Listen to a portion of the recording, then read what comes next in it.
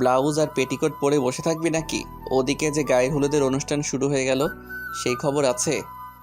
আমি মনে মনে বলছি, ছি, একটু লজ্জা নেই এই মানুষটার। মেয়েদের যে প্রাইভেসি থাকতে হয় সেটুকুও জানে না। দুম করে যখন তখন রুমের মধ্যে ঢুকে পড়ে। আমি মুখে কিছু না বলেই মুখটা গোমরা করে উল্টো ঘুরে বসে রইলাম। আচমকা আমাকে টেনে ঘুরিয়ে নিয়ে বলল, তুই কি আমাকে পাত্তা দিচ্ছিস না? আমি তোকে ডাকতে এসেছি আর তুই আমাকে ইগনোর করছিস। আমি মুখের দিকে তাকিয়ে হালকা মাথা ঝুঁকিয়ে না অর্থ বোঝালাম। হৃদ ভাইয়া মৃদু হেসে বলল আমাকে, নূরের বিয়েটা হতে দে, তারপর তোর পালা। আচ্ছা ফুল, তুই আমাকে বিয়ে করবি? কথাটা শুনে মনের মধ্যে এক অজানা অনুভূতি এসে দোল খেয়ে গেল। বুকের ভেতরে অস্থিরতাও এসে হানা দিল। কিছু মুহূর্ত অতিক্রম হতেই উচ্চস্বরে হেসে উঠে বলল, তোকে বিয়ে করলে আমার জীবন শেষ। যে তোকে বিয়ে করবে সারা জীবন ছোট বাচ্চার মতো তোকে পালবে সে। না জানি বেচারার কপালে কি আছে। একরাশ অভিমান নিয়ে হৃদ ভাইয়ার মুখের দিকে তাকিয়ে বলল, হৃদ ভাইয়া, আমাকে কি তুমি এতটাই ছোট মনে করো? হৃদ আর চোখে তার দিকে তাকালো। ঠোঁট কামড়ে ভ্রু কুঁচকে তাকানোর ভঙ্গি দেখছে। সে নিজের চোখ দুটো নিচে নামিয়ে নিল। হৃদ ধমকের স্বরে বলে উঠল, যেই বিয়ের কথা শুনেছিস সেই নিজেকে খুব বড় মনে হচ্ছে। রান্না করতে জানিস তুই? কাপড় কাচতে জানিস? আর বাসন মাজতে? আমি চুপ হয়ে আছি। আমাকে বিছানা থেকে নেমে দাঁড়াতে বলল। আমি মাথা নাড়িয়ে না অর্থ বোঝালে আমাকে ধমক দিয়ে বলল, বড়দের কথাও শুনিস না, একদম অভদ্র হয়ে যাচ্ছিস। কথাটা শুনে আমি দুম করে বিছানা থেকে নেমে দাঁড়ালাম। বুকে দু হাত আঁকড়ে ধরে মুখটা ডান কাঁধের দিকটায় ঘুরিয়ে রেখেছি। আর চোখে দেখছি হৃদ ভাইয়া শাড়িটা ওঠালো। খুব যত্ন করে আর্ট করে শাড়িটা পরিয়ে দিল। আয়নার সামনে ঘুরিয়ে নিয়ে আমাকে বলল, দেখ ফুল, আমি ছেলে হয়েও শাড়ি পরাতে পারি, তুই মেয়ে হয়েও যেটা পারিস না। তবে চিন্তা করিস না, তোর বিয়ের আগে কিছু না পারি এটা অবশ্য শিখিয়ে দেব। নূরাপুর হবু বরের বাড়ি থেকে একদল লোকজন এসেছে মেঘ স্যারের গায়ে ছোঁয়ানো হলুদ নিয়ে। আপুর পাশে এসে বসলাম আমি। দেখতে পেলাম হৃদ ভাইয়া মেহমান আপ্যায়ন করছে। মেঘ স্যারের দুই কাজিন, মিনি আর নিশি, আমার বেস্ট ফ্রেন্ড। হৃদ ভাইয়ের ওপর ওরা সেই লেভেলের ক্রাশ। হৃদ ভাইয়াকে আড়লে ওরা ডাক্তার মহাশয় বলেই ডাক। ক্লাসে যখন হৃদ ভাই একজনকে বকে, অন্যজন সেই লেভেলের খুশি হয়, কারণ যে বকা খায় সেদিন সে ট্রিট দেয়। আমি সব দিক থেকেই ট্রিট পাই, তবে বকা একটু আমি বেশিই খাই। আমাকে বকা দেওয়ার শাসন করার কোনো অজুহাত ছাড়ে না হৃদ ভাইয়া। মিনি আর নিশির চোখের পলক যেন সরছে না হৃদ ভাইয়ার ওপর থেকে। এখানে উপস্থিত এত সুদর্শন ছেলে থাকতে হৃদ ভাইয়াকে দেখে ওদের আখিদয়ের পিপাসা মেটাতে হচ্ছে। ওদেরকে ভিড় ঠেলে কোনায় টেনে নিয়ে বললাম আমি, এখানে আমার আত্মীয় স্বজনদের মধ্যে অনেক সুদর্শন ছেলে আছে, কাকে চাই বল? এই যাবো আর তড়ি বাজিয়ে তোদের সামনে এনে দাঁড় করাবো। এমন জাদু করবো না তোদের প্রেমে হাবুডুবু হাবুডুবু খাবে। ওরা আমাকে একটা চেয়ারে বসালো। দুজন দু কাঁধে এক হাতের ভার দিয়ে একটু নিচু হয়ে কানের কাছে এসে বলল, তোর কাজিন ওই ডাক্তার মহাশয়। উঠে দাঁড়ালাম আমি। ওদের দিকে মুখটা মলিন করে বললাম, জানিস তো আমি হৃদ ভাইয়াকে কত ভয় পাই। আচ্ছা একটা কাজ কর তোরা, আজ সুযোগ নেই, ইচ্ছে মতো মজা নেই, বিয়ে বাড়ি বলে কথা। আর তোরা ছেলেপক্ষের কাজিন, হৃদ ভাইয়া নূরাপুর কাজিন, তাহলে সম্পর্ক কি দাঁড়ালো তোদের মধ্যে? বেয়ান আর বিয়াই, তাই তো? তোরা গিয়ে হৃদ ভাইয়াকে হলুদ রং আবির কিছু দিতে পারিস, কোনো বাধা নেই। বীরের মধ্যে কেউ দেখবে না, দেখলেও তোদের কিছু বলবে না।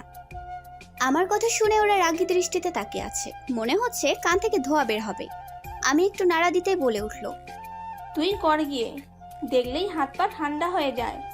আর কিনা রং আবির কিস, আমরা কত ভালো, ডাক্তার হৃদ স্যারকে কত সম্মান করি। এসব কি শেখাচ্ছিস আমাদের? আমরা কি খারাপ? কথা শেষ করে চোখের ইশারায় ওরা আমাকে পেছনে ঘুরতে বলল। আমি ঘাড় ঘুরিয়ে পেছনে ফিরলে হৃদ ভাইয়ার মুখটা দেখতে পেলাম। ভয়ে চিৎকারও দিতে পারছি না আমি। হাত দুটো খুব শক্ত করে শাড়ির আঁচলে খামচে ধরে রাখলাম। চোখ দুটো বড় সড়ো করে আবার ছোট করে নিচে নামিয়ে নিলাম। পলক সরিয়ে হৃদ ভাইয়ের চোখের দিকে তাকালাম আমি। আমার চোখ যেন কিছুতেই সরছে না আজ এই দুটি চোখ থেকে। কত মায়াবী লাগছে এই চোখ, যে দেখবে সে প্রেমে পড়ে যাবে। বুঝতে পারছি না মানুষটা রেগে আছে নাকি কিছুই শোনেনি। আমি কিছু বোঝাতে যাব, তার আগে পাশ ঘুরে উল্টো দিকে হাঁটা ধরল সে। আমি ছুটলাম তার পেছনে, কিন্তু কিছুক্ষণের মধ্যে ভিড়ের মধ্যে মিলিয়ে গেল সে। আমি তাকে পেলাম না পুরো অনুষ্ঠান খুঁজে। মন খারাপ করে নিজের রুমে এসে বসে রইলাম। হঠাৎ আমার হাতে কারো স্পর্শ অনুভব হলো। আমি তাকিয়ে দেখতে পেলাম হৃদ ভাইয়ের মুখটা। খুব ইচ্ছে করলো ওই মুখটা ছুঁয়ে দেই আজ। যখনই ছুঁতে গেলাম পেলাম না তাকে। কি হয়েছে আমার? চোখ বন্ধ করলাম, হৃদ ভাইয়ের মুখটা ভেসে উঠল।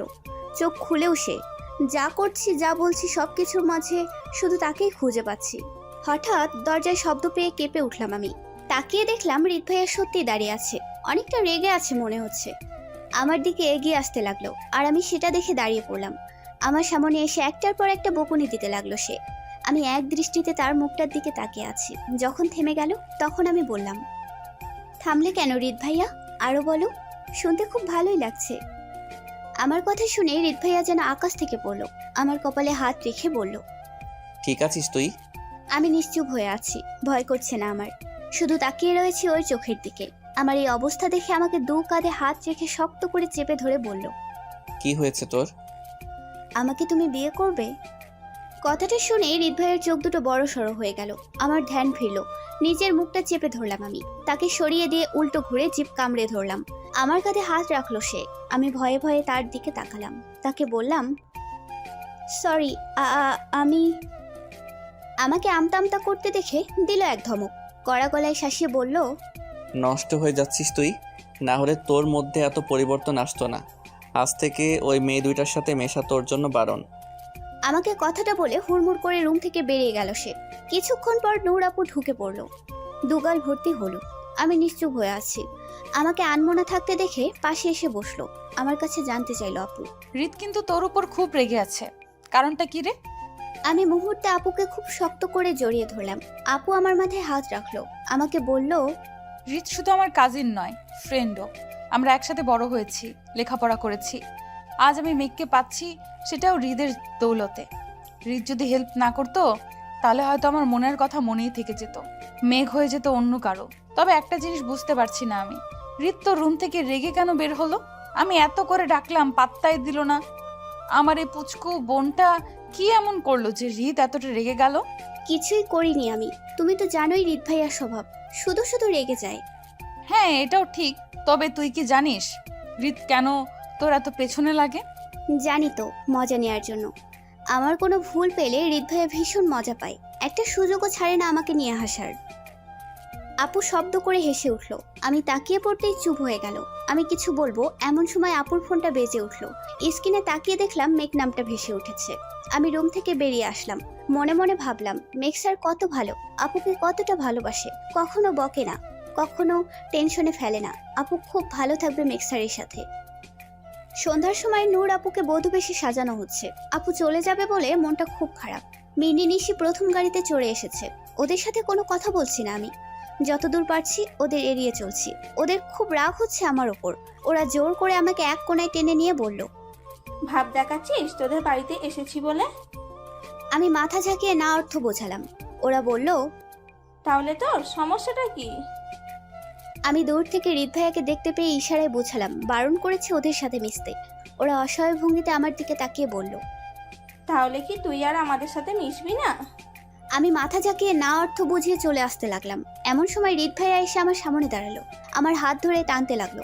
আমাকে বাড়ির ভেতরে নিয়ে এসে শক্ত গলায় প্রশ্ন করলো, ওদের সাথে আবার কি? ওরা আমার বেস্ট ফ্রেন্ড। কথাটা শুনে আমার এক হাত টেনে ধরে দাঁত কটমট করে বলল, আর আমি? আমার কথার কোনো দাম নেই তোর কাছে? আছে তো, তাই তো ওদের সাথে কথা বলিনি। তুমি বললে তাই বলবো। হৃদ ভাই আমার হাতটা ছেড়ে দিল, আমাকে বলল, ঠিক আছে, এবারের মতো ক্ষমা করলাম। নেক্সট টাইম যেন ওদের সাথে এমন প্ল্যান করতে না দেখি। আমি মাথা কাত করে বললাম, তাহলে এখন ওদের কাছে যেতে পারবো? একটু ভেবে বলল, যা। ঘড়ির কাঁটায় 9টা ছুঁই ছুঁই। বিয়ে পড়ানো শেষ। আপুকে গাড়িতে তুলে দেওয়া হচ্ছে। সকলের চোখে পানি। আপুকে ছাড়া কিভাবে থাকবো সেই টেনশনে কিছু খাওয়া হয়নি সারাদিন। আপু চলে যাওয়ার পর রুমে এসে বসলাম। বড্ড ফাঁকা ফাঁকা লাগছে এই রুমটা। কাঁদতে কাঁদতে ঘুমিয়ে পড়লাম রাতে। সকালে ঘুম ভাঙলো মায়ের ডাকে। উঠে দেখি 8টা বাজে। মা বলল হৃদ ভাইয়া হসপিটালে চলে গেছে। 8:30টায় তার প্রথম ক্লাস। আমি ফ্রেশ হয়ে ব্রেকফাস্ট করে 9টার দিকে হসপিটালে চলে এলাম। এখন অফ পিরিয়ড, তাই বসে থাকতে হবে। তাই আড্ডা দিচ্ছি ফ্রেন্ডের সাথে ক্যান্টিনে। আর ফার্স্ট ক্লাসে সব পড়া বাবলুকে বলেছি লিখে দিতে। বাবলু পড়া লিখছে। এর মধ্যে একটা ছেলে এসে ওর হাতে কিছু টাকা আর একটা চিঠি গুজে দিয়ে বলল, চিঠিটা আমার খাতার মধ্যে রাখতে। বাবলু টাকাগুলো নিজের পকেটে রেখে চিঠিটা আমার খাতার ভেতরে ভরে দিল। ছেলেটা এত বোকা কেন যে যা বলে বলদের মতো সব করে? খাতাটা আমাকে দিয়ে চলে গেল। এমন সময় ক্যান্টিনে হৃদ ভাই আসলো। আমার নাম ধরে ডাকলে মুখটা ফ্যাকাশে করে উঠে দাঁড়ালাম আমি। এগিয়ে এসে আমার সামনে দাঁড়িয়ে বলল, আমার ক্লাসটা মিস করেছো তুমি? বুঝলাম কাল অনেক রাত করে ঘুমিয়েছো। এখন আমি ফ্রি আছি আর তুমিও বসে আছো। যদি চাও আমার চেম্বারে এসে ক্লাসটা করতে পারো। আমি ঝট করে বলে উঠলাম, চাই না আমি। হৃদ ভাইয়া রাগী ভঙ্গিতে তাকালো আমার দিকে, আমার বই খাতা হাতে তুলে নিয়ে বলল, আমি তোমাকে বলতে এসেছি, জিজ্ঞাসা করতে আসিনি। আমার সঙ্গে এসো। কথাটা বলে উল্টো ঘুরে হাঁটতে লাগলো। আর আমি মুখটা মলিন করে সবাইকে বাই বলে পেছনে ছুটলাম। হৃদ ভাইয়ার সামনে খাতা কলম হাতে বসে আছি। আমার চোখে মুখে অস্বস্তির ছাপ দেখতে পেয়ে উঠে দাঁড়িয়ে পড়লো সে। ঘুরে এসে আমার পেছনে থেকে হাতে আঙুলগুলো কলমে বাঁধিয়ে শক্ত করে চেপে ধরলো। আমি ব্যথা পেয়ে উফ বলে উঠলাম। আমার মুখটা চেপে ধরে ধমক দিয়ে পড়ল, লেখাপড়ায় মন নেই? ডাক্তার হওয়া এত সোজা? আগের সেমিস্টারে টেনে টুনে পাশ করেছিলি, এখন কোনো ফাঁকিবাজি চলবে না। নূরও নেই, দরকার পড়লে সারা রাত তোকে আমি পড়াবো। নে খাতা বের কর, আর যা বলি তাই নোট কর। আমার এখন কান্না পাচ্ছে খুব। এত নিষ্ঠুর কেন এই মানুষটা? আমি পড়বো না তাও পড়াবে? বাইরে সবাই কত আড্ডা দিচ্ছে, কত মজা করছে, আর এই মানুষটা আমাকে জেলখানায় বন্দি করে রেখেছে। এগুলো বই মনে তো হচ্ছে এক একটা পাহাড়, যা আমার মাথার উপর দিয়ে ভেঙে ভেঙে পড়ছে। আমাকে পিঠে একটা ধাক্কা দিয়ে বলে উঠল। এখনো বসে আছিস তুই? আমি ভয়ে ভয়ে খাতা খুললাম। তারপর যেটা দেখলাম সেটা দেখে আমার হিসকে উঠতে লাগলো। খাতাটা বন্ধ করতে গেলাম আমি, আমার হাতটা শক্ত করে চেপে ধরলো সে। এক টানে খাতাটা আমার হাত থেকে নিয়ে নিল। মনে মনে বলছি, আজ আমি শেষ। কে করলো এমন একটা কাজ? হৃদ ভাই আমার হাত ধরে জোরে টেনে দাঁড় করালো। আমাকে নিজের দিকে ঘুরিয়ে কাগজটা সামনে ধরে বলল, কি এসব? হৃদ ভাইয়া চোখ দুটোর আগে গজগজ করছে। ভয়ে আমার হাত পা ঠান্ডা হয়ে আসছে। কিভাবে বাঁচবো আজ? আমি আমতা আমতা করে অসহায় দৃষ্টিতে তাকিয়ে বললাম, কি কি এসব? আমাকে এক ধাক্কায় টেবিলের উপরে ফেললো। দুই হাত দিয়ে কাঁধে শক্ত করে চেপে ধরলো। মুখের সামনে মুখটা এনে আস্তে করে বলল, তুই কি ছেলেটাকে ভালোবাসিস? আমি মাথা ঝাঁকিয়ে না অর্থ বোঝালাম। আমাকে আবারও প্রশ্ন করলো, পরে তো বাসতে পারিস। আজ চিঠি দিয়েছে, পরে অন্য কিছু দেবে। এভাবে তোর মনে জায়গা করে নেবে ছেলেটা একদিন। তুই ভালোবাসবি ওই ছেলেটাকে? বল, ফুল ছেলেটার প্রতি তোর মনে কোনো ভালো লাগা কাজ করে? আমি মাথা ঝাঁকিয়ে আবারও না অর্থ বোঝাই। হৃদ ভাই আমাকে ছেড়ে দিয়ে টেবিলের ওপর থেকে ফোনটা উঠিয়ে এক কোণায় গিয়ে কার সাথে যেন কথা বলতে থাকে। আমি কাগজটার দিকে তাকাই। কাগজটায় লেখা আছে, প্রিয় ফুল, আমার ফুল, তোমাকে আমি যতই দেখি ভালো লাগে। আমি জানি তোমার মনেও আমাকে নিয়ে অনুভূতি কিছু আছে, তাই তো তোমার সামনে এসে দাঁড়ালে আমার বুকটা ধরফর ধরফর করে। তোমাকে আমি ফুলের মতোই ভালোবাসি। তুমিও যদি আমায় ভালোবাসো তাহলে বলো না ভালোবাসি নাহিদ। তোমার উত্তরের অপেক্ষায় থাকবো প্রিয়তমা। কাগজটা যত পড়ছি মেজাজটা ততই খারাপ হচ্ছে আমার। মনে মনে বলছি, নাহিদের বাচ্চা নাহিদ, একবার এখান থেকে বের হই, তোর পীড়িতের গুষ্টি আমি উদ্ধার করব। ফোনে কথা বলার পরে হৃদ ভাই আমার পাশে দাঁড়ালো। আমার হাতটা ধরে বলল, নূরকে ফোন করেছি, ও চলে আসবে। আমাদেরকেও পৌঁছাতে হবে, চল। কোথায় যাব? আমার কোনো কথার উত্তর দিল না, অথচ আমাকে ধমক দিয়ে নিজের সাথে করে কোথায় যেন নিয়ে যাচ্ছে। গাড়িতে উঠেও অনেকবার জানতে চেয়েছি, কিন্তু কোনো উত্তর নেই। বেশি কথা বললে চোখ রাঙানো আর ধমক তো আছেই। গাড়িটা এসে কাজী অফিসের সামনে দাঁড় করিয়ে বলল আমাকে নামতে। আমি কথা মতন নামলাম। ভয় পাই বলে কিছু জিজ্ঞাসাও করতে পারছি না। আপুকে দেখতে পেলাম। আপুর কাছে হৃদ ভাইয়ের সামনে কিছু জিজ্ঞাসাও করতে পারছি না আমি। আমাকে নিয়ে ভেতরে ঢুকলে কাজী বলে উঠল, বরকনে কোথায়? আপু আমাকে আর হৃদ ভাইয়াকে দেখিয়ে দিল। আমি অবাক হা হয়ে আছি। আজ আমার কেমনে বিয়ে? একটা কথা বলার সুযোগ দিল না হৃদ ভাইয়া আমাকে। যা যা বললো অক্ষরে অক্ষরে মানলাম। বিয়ে সম্পূর্ণ হলো। আপু আমাদের নতুন জীবনের জন্য শুভেচ্ছা জানিয়ে চলে গেল। গাড়িতে বসে আছি দুজনে। হৃদ ভাইয়া হঠাৎ করে বলে উঠল, আমাদের বিয়ের কথাটা যেন বাড়িতে কেউ না জানে ফুল, তাহলে সবাই খুব কষ্ট পাবে। এত বড় একটা সিদ্ধান্ত সবাইকে না জানিয়ে কাজটা যখন করেই ফেলেছি। এখন আমার একটু সাহস জাগলো মনে। আমি সংশয় কাটিয়ে বলে উঠলাম, বিয়েটা কেন করলে তুমি? তোর ক্যারিয়ারের কথা ভেবে। আমি চাই না তুই নষ্ট হয়ে যাস, যে কোনো ছেলের সাথে রিলেশনে জড়িয়ে নিজের সময়টা নষ্ট করিস। তোকে একজন বড় ডাক্তার হতে হবে, ভালোভাবে লেখাপড়া করতে হবে। ওইসব ছেলেরা শুধু প্রেম করবে সময় কাটানোর জন্য। কাল তোকে ভালো লাগবে না, অন্য কাউকে নিয়ে সময় কাটাবে। তোর এই ছোট্ট মনটা একটা বারের জন্য ভাঙুক, সেটা আমি চাই না। কেন চাও না? কেন তোমার জীবনের সাথে আমাকে জড়ালে তুমি? তোকে নিয়ে আমার খুব চিন্তা হয় তাই। শুধু চিন্তা হয় বলে বিয়ে করে নিলে? হ্যাঁ, তোর কখনো ভালোবাসতে ইচ্ছে করলে আমাকেই বাসিস। আমি কখনো তোর মন ভাঙবো না।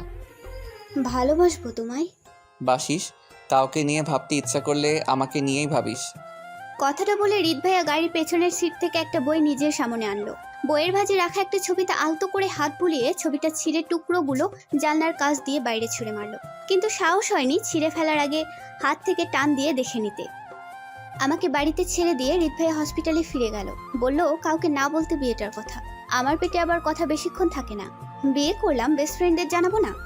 দিলাম মিনি নিশিকে কল আর বললাম হৃদ ভাইয়া আমাকে বিয়ে করে নিয়েছে। কথাটা শুনে ওদের হার্ট অ্যাটাক হওয়ার অবস্থা। আমি বেশ মজায় আছি। হৃদ ভাইয়া আমার স্বামী। উফ, দারুণ তো ব্যাপারটা। মিনি নিশির ক্রাশ এখন শুধুই আমার। ভাবতে বেশ খুশি খুশি লাগছে। আমার কারণে ছ্যাঁকা খেলো দুজনে। ভালোবাসতে বলেছে হৃদ ভাইয়া আমাকে, ভাবতেও বলেছে, কিন্তু কি ভাবা যায়? বিছানার ওপরে গিয়ে গুটিসুটি হয়ে বসলাম, চোখ বন্ধ করলাম। এবার দেখতে পেলাম হৃদ ভাইয়ার রাগান্বিত মুখটা, ধমকানোর কণ্ঠস্বরটা। আমাকে ধমকিয়ে বলছে পড়া শেষ না করলে পড়ার টেবিল থেকে উঠতে দেবে না। আমার একটু ঘুম ঘুম পাচ্ছে। চোখ দুটো বন্ধ হয়ে আসতেই দিচ্ছে এক চড়। রাগী দৃষ্টিতে তাকিয়ে বলছে রাতে কোনো ঘুম নাই, শুধু পড়া আর পড়া। এমন সময় কাকিমণি আর মায়ের কণ্ঠ শুনতে পেলাম। চোখ মেলে তাকালে তাদের হাসি মুখটা দেখলাম। আমার পাশে বসে দুজনে একসাথে বলে উঠল, বিয়ে করবি ফুল? ভালো একটা ছেলে আছে, বিসিএস ক্যাডার। নূরের বিয়েতে তোকে একবার দেখে পছন্দ করে ফেলেছে। ছেলেটা মেঘেরই কাজিন হয়। বাবা মাকে পাঠিয়েছে প্রস্তাব নিয়ে, তুই চাইলে একবার দেখতে পারিস। তাদের কথা শুনে আমি আকাশ থেকে পড়লাম। মা আমার হাতটা টেনে ধরে বলল, কিরে চল। আমি মাথা নাড়িয়ে হাতটা ছাড়িয়ে কাকিমণির দিকে তাকিয়ে বললাম, আমি বিয়ে করব না এখন। কেন করবি না? এত ভালো ছেলে। আচ্ছা ফুল, তুই কি কোনো রিলেশনে জড়িয়েছিস নাকি? আজব প্রশ্ন তো, এ কোন বিপদে পড়লাম আমি? না থাক, এখন কিছু বলা যাবে না। যা করার হৃদ ভাইয়াই করুক। আমার এত প্রশ্নের জবাব দেওয়ার থেকে যা বলছে তা শোনাই উত্তম। মা আর কাকিমণিকে আর কিছু বলার সুযোগ না দিয়ে ইশারায় বললাম চলো। আমাকে দেখে যখন জিজ্ঞাসা করলো আমি রাজি কিনা, আমি ঝট করে হ্যাঁ বলে রুমে চলে আসলাম। বাইরে কি কথা হচ্ছে তা আমার জানার দরকার নেই। রাত 1টা বাজে, সকলেই ঘুমিয়ে পড়েছে। হৃদ ভাইয়া ডিনারের সময় কথাটা জানতে পেরে খাবার ফেলে নিজের রুমে চলে গেছে। তারপর আর রুম থেকে বের হতে দেখিনি, আমিও যাইনি তার কাছে। এখন পড়ার টেবিলে বসে হাই তুলছি আমি, ঝিমাচ্ছি কিন্তু ঘুমাচ্ছি না। অপেক্ষা করছি যদি হৃদ ভাইয়া আসে। হঠাৎ দরজার কড়াঘাত শুনতে পেলাম। আমি ছুটে গিয়ে দরজা খুললাম। দেখলাম হৃদ ভাইয়া খুব রাগী দৃষ্টিতে তাকিয়ে আছে। আমি কিছু বলতে যাব, আমাকে এক ধাক্কায় ঘুরিয়ে নিয়ে দরজার সাথে চেপে ধরলো। এবার আমার মুখের দিকে তাকালো। আমি নিশ্চুপ হয়ে আছি। আমাকে ঝাঁকিয়ে বলল, কোন সাহসে তুই বিয়ের জন্য হ্যাঁ বলেছিস? চুপ করে আছিস কেন? উত্তর দে। এমন একটা সিদ্ধান্ত নেওয়ার অধিকার তোকে আমি দিয়েছি। আমি চোখ বন্ধ করে আস্তে করে বললাম, এতে আমার কি দোষ হৃদ ভাইয়া? কি বলতাম আমি? আমাকে ছেড়ে দিল। আমি চোখ খুলে দেখলাম হৃদ ভাইয়ার চোখের চাউনিতে রাগ নেই। আমি এবার বললাম, আমার খুব ভয় লাগে হৃদ ভাইয়া। এভাবে কেন কথা বলো সবসময় আমার সাথে? ভয় পাওয়ার কি আছে? আমি তোর স্বামী। আমার কাছে না শুনে তুই কিচ্ছু করবি না। স্বামী? কখনো সেভাবে কথা বলছো আমার সাথে তুমি? যখনই সামনে আসো চিৎকার, চেঁচামেচি আর রাগ। জোর করে কখনো নিজের সিদ্ধান্ত চাপিয়ে দাও আমার ওপর, তো কখনো ইচ্ছার বিরুদ্ধে 100টা আদেশ চাপিয়ে দাও। ভালোবাসার কখনো সুযোগ দিয়েছো? কথাগুলো এক নিঃশ্বাসে বলে ছুটে বিছানার এপাশে এসে বসলাম। মুখটা টিপে ধরে রেখেছি। এভাবে কখনো হৃদ ভাইয়াকে বলবো আগে ভাবিনি। এখন হৃদ ভাইয়া কি বলবে সেটা শোনার অপেক্ষা। হৃদ ভাইয়া এসে একটানে আমাকে নিজের দিকে ঘুরিয়ে নিল।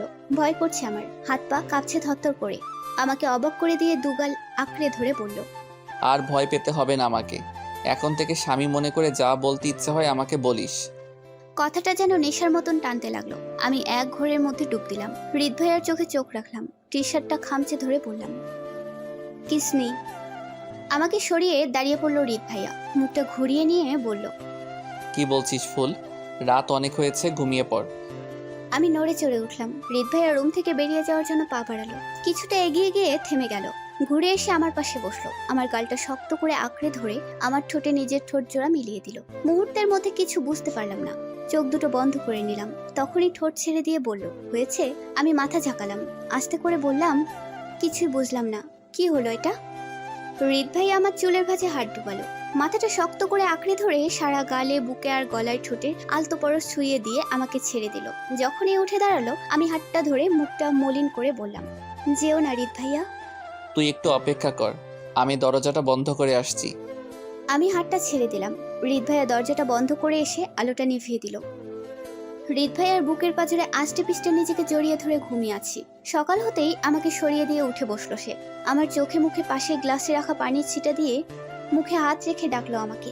আমি ঘুম ঘুম চোখ হালকা মেলতেই আমার মাথায় হাত রেখে বলল, সকাল হয়েছে ফুল, কাপড় পরে নে। কাকিমা যে কোনো সময় তোকে ডাকতে চলে আসবে। এইভাবে আমাদের একসাথে দেখে ফেললে বাড়িতে সমস্যা হবে। কিছুদিন যাক, আমি নিজে সবাইকে সবটা বুঝিয়ে বলবো। কথাটা বলে উঠে বিছানা থেকে নেমে দাঁড়ালো। আমি কিছু বললাম না। ভাবলাম হৃদ ভাইয়া যা করেছে সব আমাকে ভালোবেসে করেছে, আর আমিও তো ভালোবাসি। হৃদ ভাইয়া রুম থেকে বেরিয়ে যাওয়ার সাথে আমি উঠে ওয়াশরুমে চলে এলাম। শাওয়ার নিয়ে রুমে আসতেই দেখি মা বসে আছে। আমার দিকে অবাক চোখে তাকিয়ে আছে মা। আজ এত দ্রুত ঘুম কিভাবে ভাঙলো জানতে চাইছে। সাথে জানতে চাইছে এই শীতে এত সকালে শাওয়ার কেন নিয়েছি। আমি যতটুকু পেরেছি কৌশলে মাকে কিছু একটা বলে রুম থেকে বেরিয়ে এসেছি। ব্রেকফাস্ট শেষে ক্লাস টাইম এগিয়ে দিয়েছি বলে অনেক আগে বাড়ি থেকে বের হয়েছি আজ। এখন বসে আছি হৃদ ভাইয়ের গাড়িতে সারপ্রাইজ দেবো বলে। হৃদ ভাইয়া এসে সামনের সিটে বসে। গাড়ি স্টার্ট করতেই পেছনে থেকে ঝাঁকিয়ে আমি গলা জড়িয়ে ধরলাম। আমাকে দেখে হৃদ ভাইয়ের মুখটা ফ্যাকাশে হয়ে গেল মনে হলো। মুখে একটুও হাসি নেই। গাড়ি থেকে নেমে ঘুরে এসে আমাকে টেনে নামিয়ে বলল, আমরা একসাথে হসপিটালে যেতে পারবো না, সবাই কি ভাববে? কিছুই ভাববে না, আমি তো তোমার ফ্যামিলি মেম্বার। স্ত্রীর পরিচয় না দাও, কাজিন হিসেবে নিয়ে চলো। একই বাড়িতে থাকি, একই জায়গাতে যাব, একসাথে গেলে কি প্রবলেম? আমার কোনো কথাই বুঝলো না হৃদ ভাইয়া। যদিও আগের মতন রেগে বলেনি, তবে ভালোবেসে বুঝিয়ে বলেছে আমাদের আলাদা যেতে হবে হসপিটালে। আর আমিও হৃদ ভাইয়ার মুখের ওপর কখনো কথা বলতে পারি না। এত সুন্দর করে বললে না শুনে কি পারা যায়? আমাকে একটা ইজি বাইক ডেকে উঠিয়ে দিয়ে হৃদ ভাইয়া চলে গেল। আমি হসপিটালে পৌঁছালাম। হৃদ ভাইয়াকে খুঁজলাম কিন্তু পেলাম না। এখনো হসপিটালে আসেনি মানুষটা। আমার খুব টেনশন হচ্ছে। আমার আগে চলে আসার কথা ছিল তার। রাস্তায় কোনো বিপদ আপদ হয়নি তো তার? হাজার প্রশ্ন মাথায় নিয়ে ক্লাসরুমে ঢুকলাম। দেখতে পেলাম ডক্টর মেঘ স্যারের ছোট বোন প্রিয়া এসেছে আজকে অনেকদিন পর। মেয়েটার আলাদা গ্যাং। মিনি নিশি কাজিন হলেও ওদের সাথে তেমন একটা মেশে না সে। ওদের বাবা একটু গরিব বলে অনেক খোটা দেয়, কথা শোনায়। কখনো কখনো বলে এই হাসপাতালটা আমার বাবার। আমার বাবা দয়া করেছিল বলেই তোমরা ভিক্ষায় ডাক্তারি পড়ার সুযোগ পেয়েছো। আজও ওদের পেছনে লাগার সুযোগ ছাড়েনি। গ্যাং নিয়ে লেগে আছে ওদের ইনসাল্ট করতে। প্রতিবারের মতো এবারও খুব ইচ্ছে করছিল প্রতিবাদ করি, কিন্তু আমার মনটা আজ খুব খারাপ। আনমনা হয়ে একটা ফাঁকা বেঞ্চে এসে বসে রইলাম। প্রথম ক্লাস হৃদ ভাইয়ার। ক্লাস টাইম শেষ, হৃদ ভাইয়া আসলো না। পাশ থেকে একজন বলে উঠলো হোস্টেলের পাশের রেস্টুরেন্টে হৃদ ভাইয়াকে ঢুকতে দেখেছিল।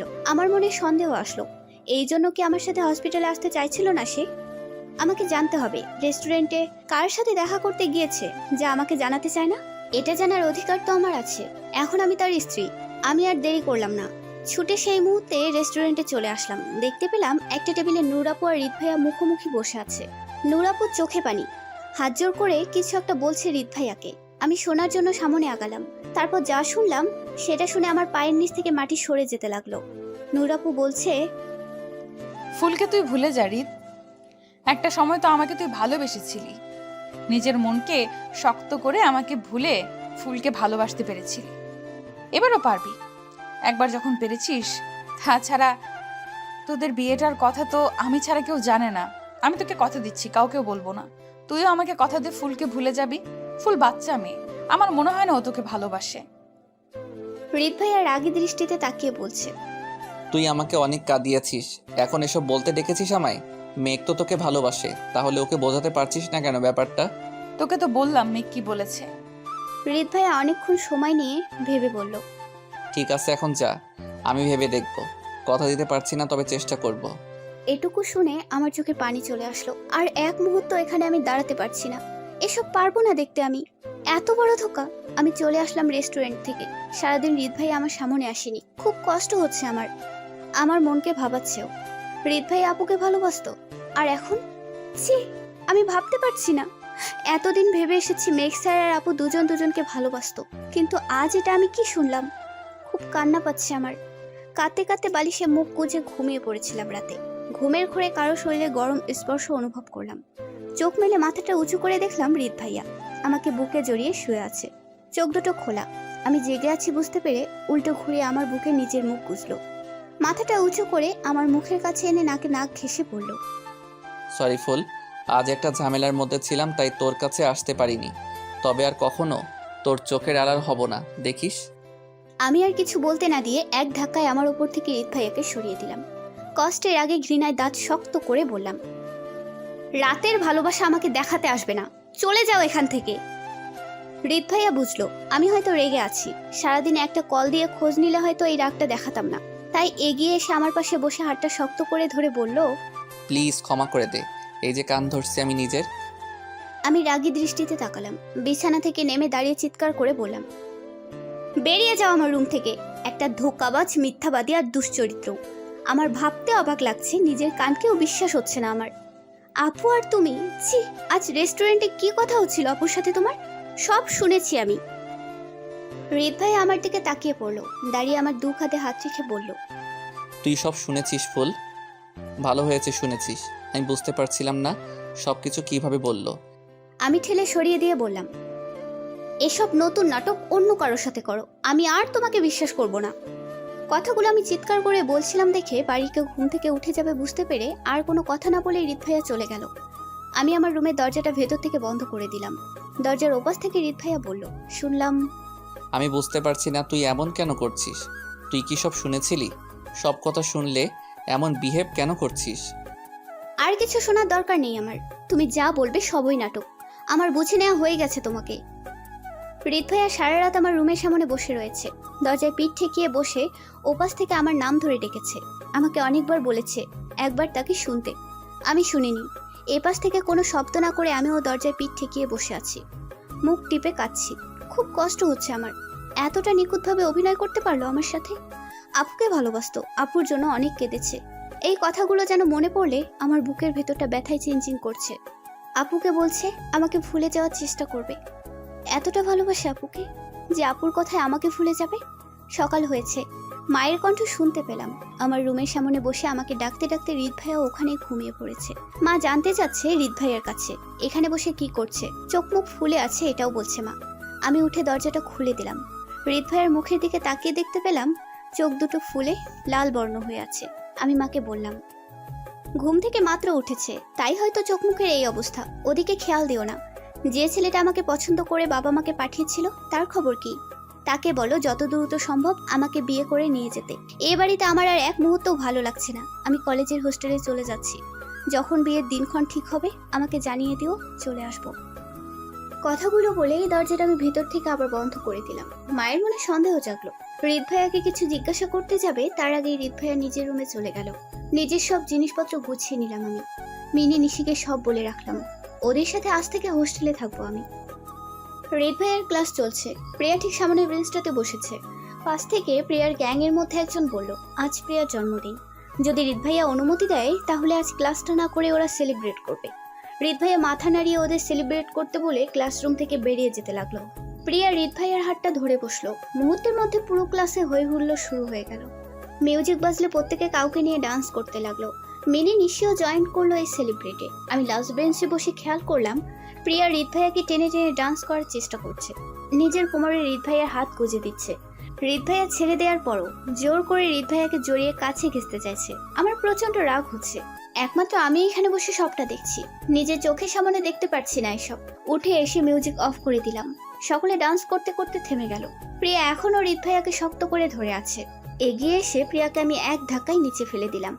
আঙুল উঁচিয়ে চিৎকার করে বললাম প্রিয়াকে, স্যারকে স্যারের চোখে দেখো, ভদ্রতা সাপেক্ষে দূরত্ব বজায় রাখো। তোমার জন্মদিন, বন্ধুদের নিয়ে এনজয় করো। ওনাকে কেন টানছো? উনি কি তোমার ফ্রেন্ড না বিএফ হয় যে ওনাকে নিয়ে তোমার ডান্স করতে হবে? আমি চুপ হলে প্রিয়া উঠে এসে খুব জোরে আমাকে একটা চড় মারলো। আমি গালে হাত রাখলাম। প্রিয়া বলল, তোর সাহস কি করে হয় আমাকে ধাক্কা দিয়ে ফেলে দেওয়ার? এই হসপিটালটা আমার বাবার। এখানে আমি যা ইচ্ছা তাই করব। দরকার পড়লে হৃদ স্যারকে বিয়ে করব। আজ আমার জন্মদিন আর তুই আমাকে ধাক্কা দিলি? তুই জানিস আজ পর্যন্ত কেউ আমাকে একটা টোকাও দেয়নি। নূর ভাবির বোন বলে এতদিন দয়া করেছে এই মেঘ ভাইয়া তোকে, তবে আর না আমাকে ধাক্কা দেওয়া। প্রিয়া চৌধুরীকে এবার আমি শিওর মেঘ ভাইয়া আর তোকে ক্ষমা করবে না। আজই হবে এই হসপিটালে তোর শেষ দিন। তুই অপেক্ষা কর শুধু। আমি আমার গাল থেকে হাত নামালাম। হৃদ ভাই আমার গালে প্রিয়ার হাতে ছাপ দেখতে পেল আর রেগে গিয়ে ঘুরে প্রিয়ার গালে একটা কষিয়ে চড় মারলো। চিৎকার করে বলল, তোমার সাহস তো কম না, আমার সামনে তুমি ফুলের গায়ে হাত তুলেছ। তোমাকে ছোটবেলা থেকে শাসন করা হয়নি, যার জন্য এসব করছো। অহংকারী হয়েছো। তুমি কি বলবে? আমি নিজে তোমাকে মেঘের কাছে নিয়ে যাচ্ছি, চলো। হৃদ ভাইয়া এক হাতে শক্ত করে প্রিয়ার হাতটা ধরলো আর আমার দিকে তাকিয়ে বলল, প্লিজ এখন একটাবারের জন্য আমার সঙ্গে আয়। বলে প্রিয়াকে নিয়ে মেঘ স্যারের চেম্বারের দিকে গেল। আমিও আসলাম পেছনে। প্রিয়াকে যেভাবে টেনে নিয়ে যাচ্ছে, হসপিটালের সকলে হৃদ ভাইয়ার দিকে তাকিয়ে আছে। হৃদ ভাইয়া আর প্রিয়া অনেকক্ষণ হয়েছে মেঘ স্যারের চেম্বারে ঢুকেছে, কিন্তু কি কথা হচ্ছে বাইরে থেকে জানা যাচ্ছে না। হসপিটালের সকল স্টাফ আর ডাক্তার নার্স মেঘ স্যারের চেম্বারের সামনে ভিড় করে দাঁড়িয়ে আছে। আপু খবর পেয়ে নিজের চেম্বার থেকে ছুটে আসলো আর ভিড় ঠেলে মেঘ স্যারের চেম্বারের ভেতরে ঢুকলো। ভেতরে কি হচ্ছে দেখার জন্য আমি একটু এগিয়ে আসলাম। আমাকে দেখে আপু দরজাটা বন্ধ করতে আসলো। হৃদ ভাইয়া আমি এসেছি বুঝতে পেরে আপুকে আটকালো আর আমাকে ভেতরে আসতে বলল। আমি ভেতরে আসলে আমার হাতটা ধরে আপু আর মেঘ স্যারকে উদ্দেশ্য করে বলল, ফুলকে আমি বিয়ে করেছি ছাড়ার জন্য না, হারিয়ে ফেলার ভয়ে। আমি একবার নিজের ভালোবাসাকে হারিয়েছি, সে যাকে ভালোবাসে তার হাতে তুলে দিয়েছে। এখন আমার মনে শুধুই ফুল। ফুলের ক্যারিয়ারের কথা ভেবে বলেছিলাম ভেবে দেখব, কিন্তু আমি একটা দিনও ওর থেকে দূরে থাকতে পারিনি। ওকে ছাড়া থাকা আমার জন্য খুব কষ্টের। ফ্রেন্ড হিসেবে একবার আমি নিজের দায়িত্ব পালন করেছি, তোদের হাসি মুখে বিয়ে দিয়েছি। কিন্তু মেঘ, তোর এই বদমেজাজি আর অহংকারী বোনের শখ পালন করতে নূরকে দিয়ে আমার কাছে এমন কোনো আবদার পাঠাস না যেটা আমি করতে পারবো না। কারণ আমার দুর্বলতা এখন শুধুই আমার স্ত্রী ফুলের প্রতি। নূরের আবদারের চেয়ে ফুলের একটুখানি হাসির মূল্য আমার কাছে অনেক বেশি। তোদের যা করার করতে পারিস, ফুলকে আমি ছাড়বো না। সবাইকে জানিয়ে আবার ওকে আমি বিয়ে করব। কথাটা বলে হৃদ ভাই আমার হাত ছেড়ে দিয়ে বেরিয়ে গেল। এতক্ষণে আমি সবটা বুঝতে পারলাম। এত ভালোবাসে মানুষটা আমাকে, এত চায় আমায়, আর আমি কিনা কত কষ্ট দিলাম। কাল রাতে একটু ছুতেও দিলাম না। সারা রাত আমার রুমের বাইরে বসেছিল। কেন করলাম এমনটা আমি? কেন একবার শুনলাম না কি বলতে চাচ্ছিল? আমাকে কথা বলতে হবে, ক্ষমা চাইতে হবে, বলতে হবে আমিও কষ্ট পেয়েছি, আমিও তোমাকে ভালোবাসি হৃদ। এক মুহূর্ত দাঁড়িয়ে না থেকে ছুটে হৃদের চেম্বারে আসলাম। ভেতর থেকে দরজাটা বন্ধ করে দিলাম। শব্দ পেয়ে মাথাটা তুলল হৃদ। আমাকে দেখতে পেয়ে দাঁড়িয়ে পড়লো। আমি ছুটে গিয়ে জড়িয়ে ধরলাম। হৃদ কেঁদে উঠে পড়ল। আমাকে তুই ক্ষমা করে দে, আমার জন্য তোকে প্রিয়ার চর খেতে হলো। আমি আরো শক্ত করে জড়িয়ে ধরে বললাম, তুমি কেন ক্ষমা চাইছো? সব দোষ আমার। আমি তোমার কোনো কথা শুনিনি। আমি ভুল করেছি, খুব কষ্ট হচ্ছে আমার। প্লিজ আমায় জড়িয়ে ধরো। হৃদ আমাকে জড়িয়ে ধরলে বাইরে থেকে চিৎকারের আওয়াজ আসলো। নূর আপু আর মেঘ স্যারের কণ্ঠস্বর। হৃদ ভাই আর আমি দুজন দুজনের মুখের দিকে তাকালাম। ভাবলাম কি হলো বাইরে। চেম্বারের দরজা খুলতেই দেখতে পেলাম সবাই ছুটে বাইরের দিকে যাচ্ছে। হৃদ ভাই আর আমি ব্যাপারটা বুঝে বাইরে আসলাম।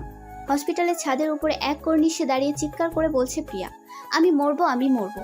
হৃদ স্যারকে যদি না পাই আমি মরবো। এটা শুনে উপরে তাকিয়ে দেখতে পেলাম প্রিয়া এমনটা করছে। আমাদের দেখে প্রিয়া আমায় উদ্দেশ্য করে বলল, কি ভেবেছিস ফুল? আমি হেরে যাব? রিচার শুধু আমার। ছোটবেলা থেকে আমি যা চেয়েছি তাই পেয়েছি। এখন আমার রিত স্যারকে চাই। যদি না পাই এখান থেকে এক ঝাঁপে নিচে এসে পড়ব। মেঘ স্যার আপুকে ধরে বলছে, প্লিজ হৃদ আর ফুলকে বোঝাও নূর, আমার বোনটার কিছু হলে তোমায় আমি ক্ষমা করব না। আমি ভাবতে বাধ্য হব তোমার সাথে সংসার করার কথা। হৃদ ভাইয়া ভিড়ের মাঝ থেকে প্রিয়ার দিকে তাকিয়ে আছে আর চিৎকার করে বলছে, এসব নাটক বন্ধ করো তুমি। এতই যদি সাহস থাকে দাও ঝাঁপ, মুখে কেন বলছো? আপু হৃদ ভাইয়াকে টেনে ধরে বলল, এভাবে বলিস না তুই হৃদ। প্রিয়া অনেক জেদি মেয়ে, জেদের বসে যা ইচ্ছা করে ফেলতে পারে।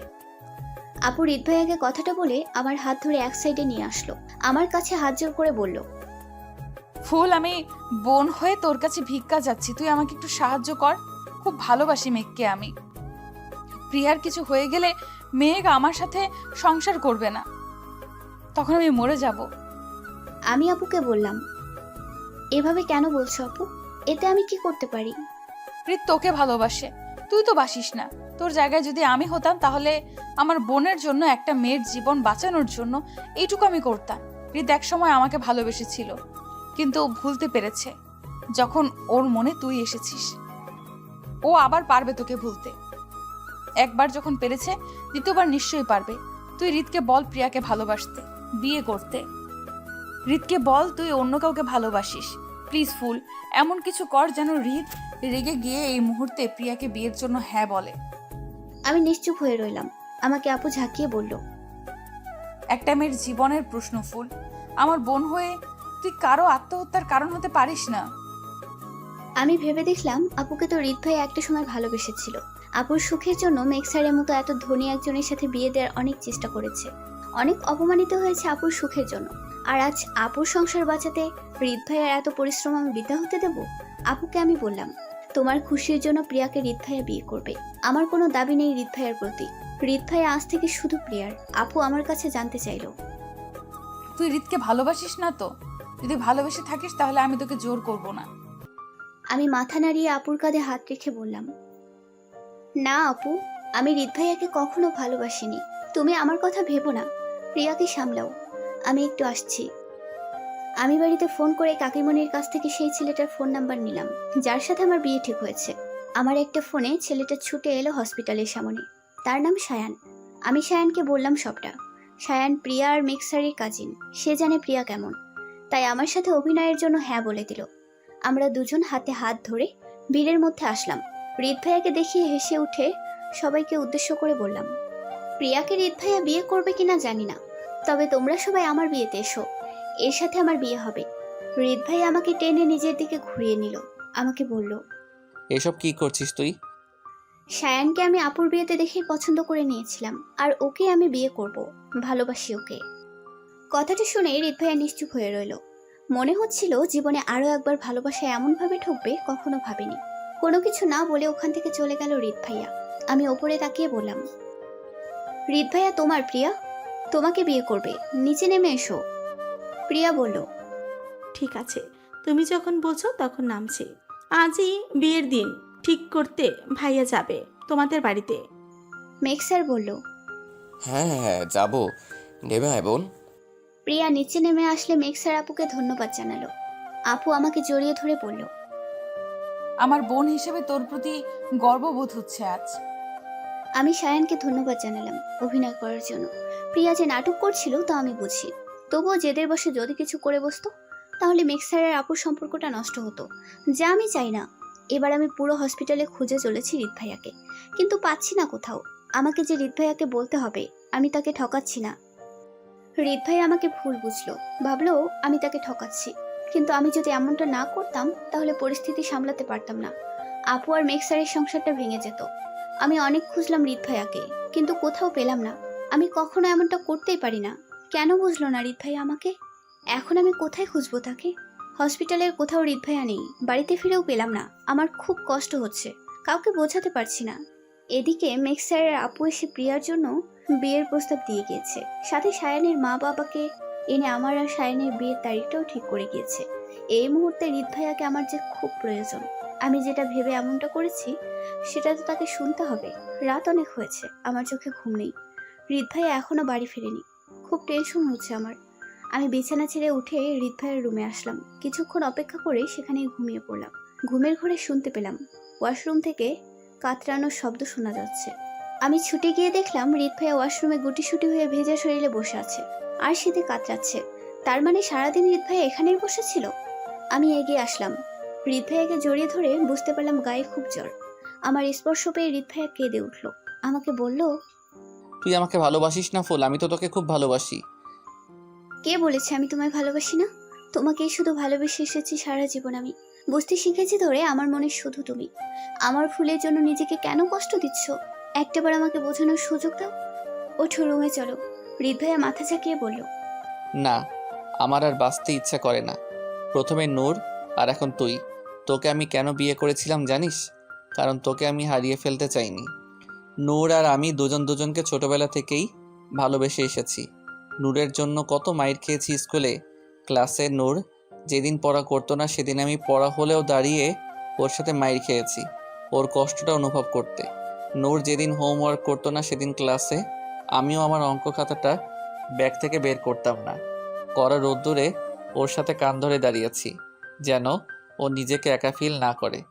যখন নূর আমাকে বলতো ভালোবাসি, তখনও যা চাইতো তাই এনে দিতাম। কিন্তু যখন মেঘকে চেয়ে বসলো আমি অনেক ভেঙে পড়েছিলাম। নূর আমাকে বলেছিল মন থেকে কখনো ওভাবে ভালোবাসিনি। মেঘকে যেদিন দেখেছে সেদিন থেকে ভালোবাসার আসল মানেটা বুঝতে শিখেছে। মেঘের জীবনে একটা অন্য মেয়ে ছিল। নূর সবসময় মন মরা হয়ে থাকতো, ঠিক মতন খেত না, নিজের যত্ন নিত না, কারোর সাথে হাসি মুখে কথাও বলতো না। আমি মেঘের কাছে গিয়ে নূরের খুশি চাইলাম। মেঘ আমাকে অনেক অপমান করেছিল। ও তো অন্য একটি মেয়েকে ভালোবাসতো।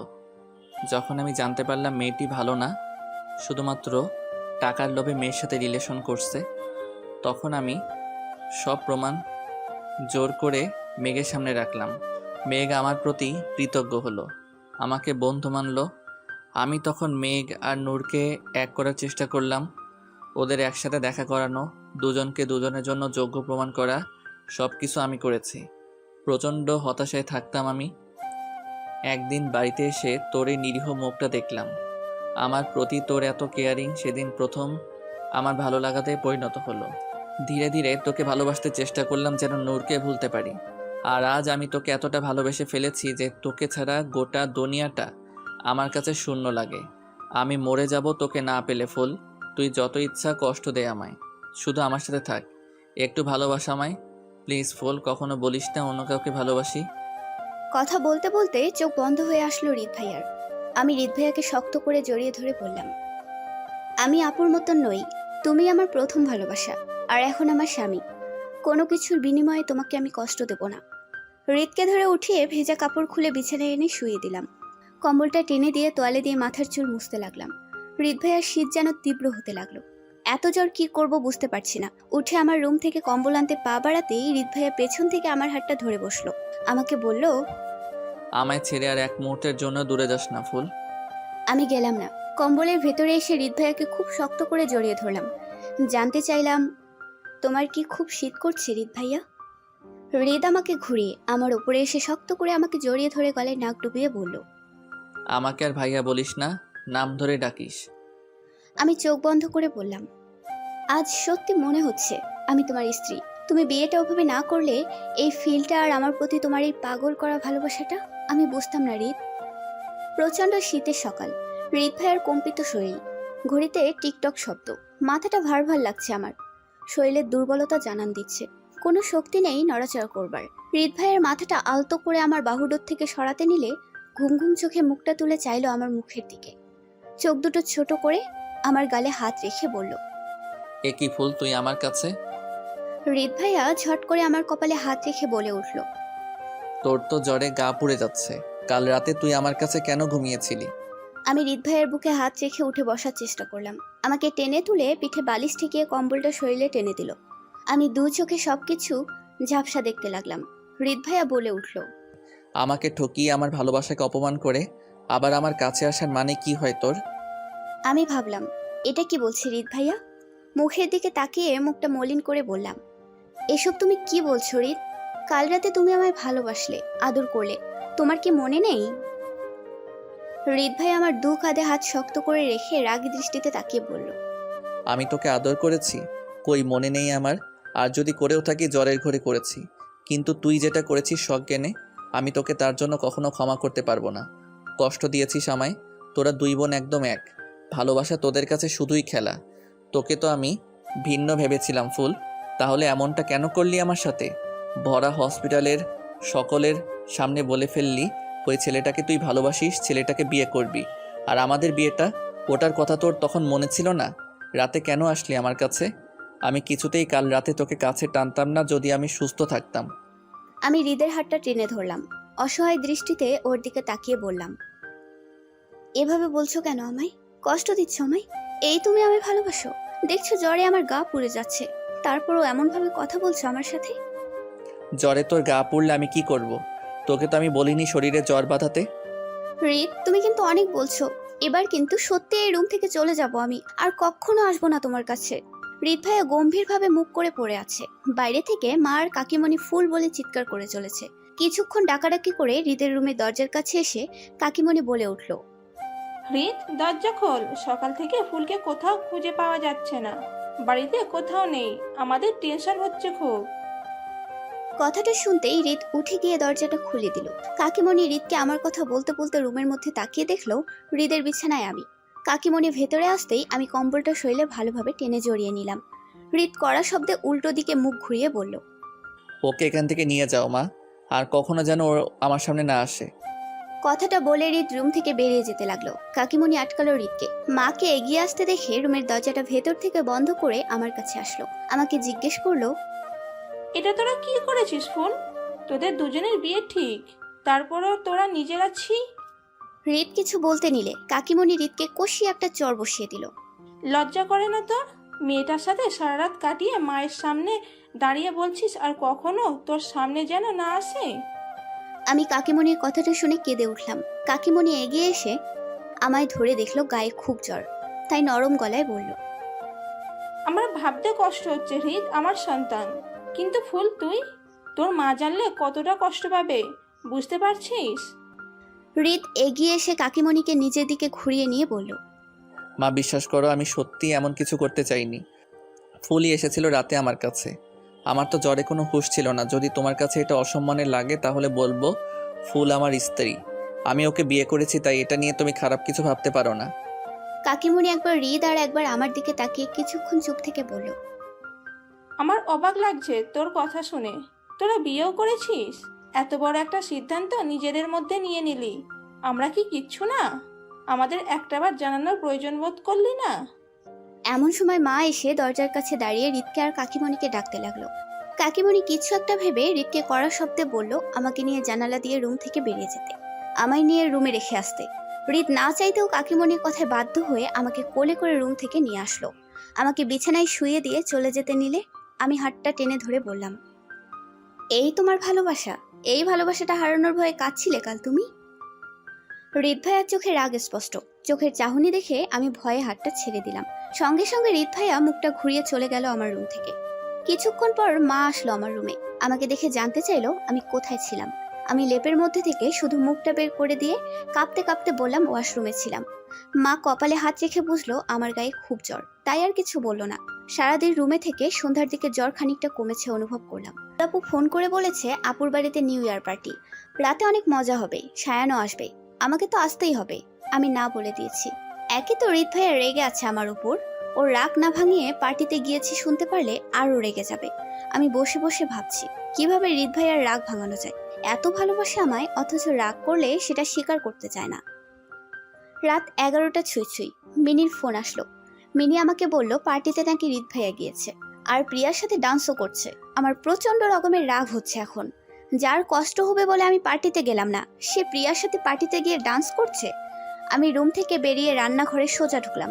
মেজাজ এতটাই খারাপ থেকে সব সবজি বের করে আপন মনে কেটে চলেছি। কাকিমণি রান্নাঘরে এসে এটা দেখে আমার কাছে জানতে চাইল, ফুল, এভাবে সবজি কাটছিস কেন? আমি অন্যমনস্ক হয়ে ফিরে তাকাতে আমার হাতটা একটুখানি কেটে গেল। কাকিমণি আমার হাতে হলুদ লাগিয়ে দিয়ে বলল, কি হয়েছে ফুল, তুই এমন পাগলামি কেন করছিস? আমি অসহায় দৃষ্টিতে কাকিমণির দিকে তাকিয়ে বললাম, তোমার ছেলে আমাকে হুট করে বিয়ে করেছে।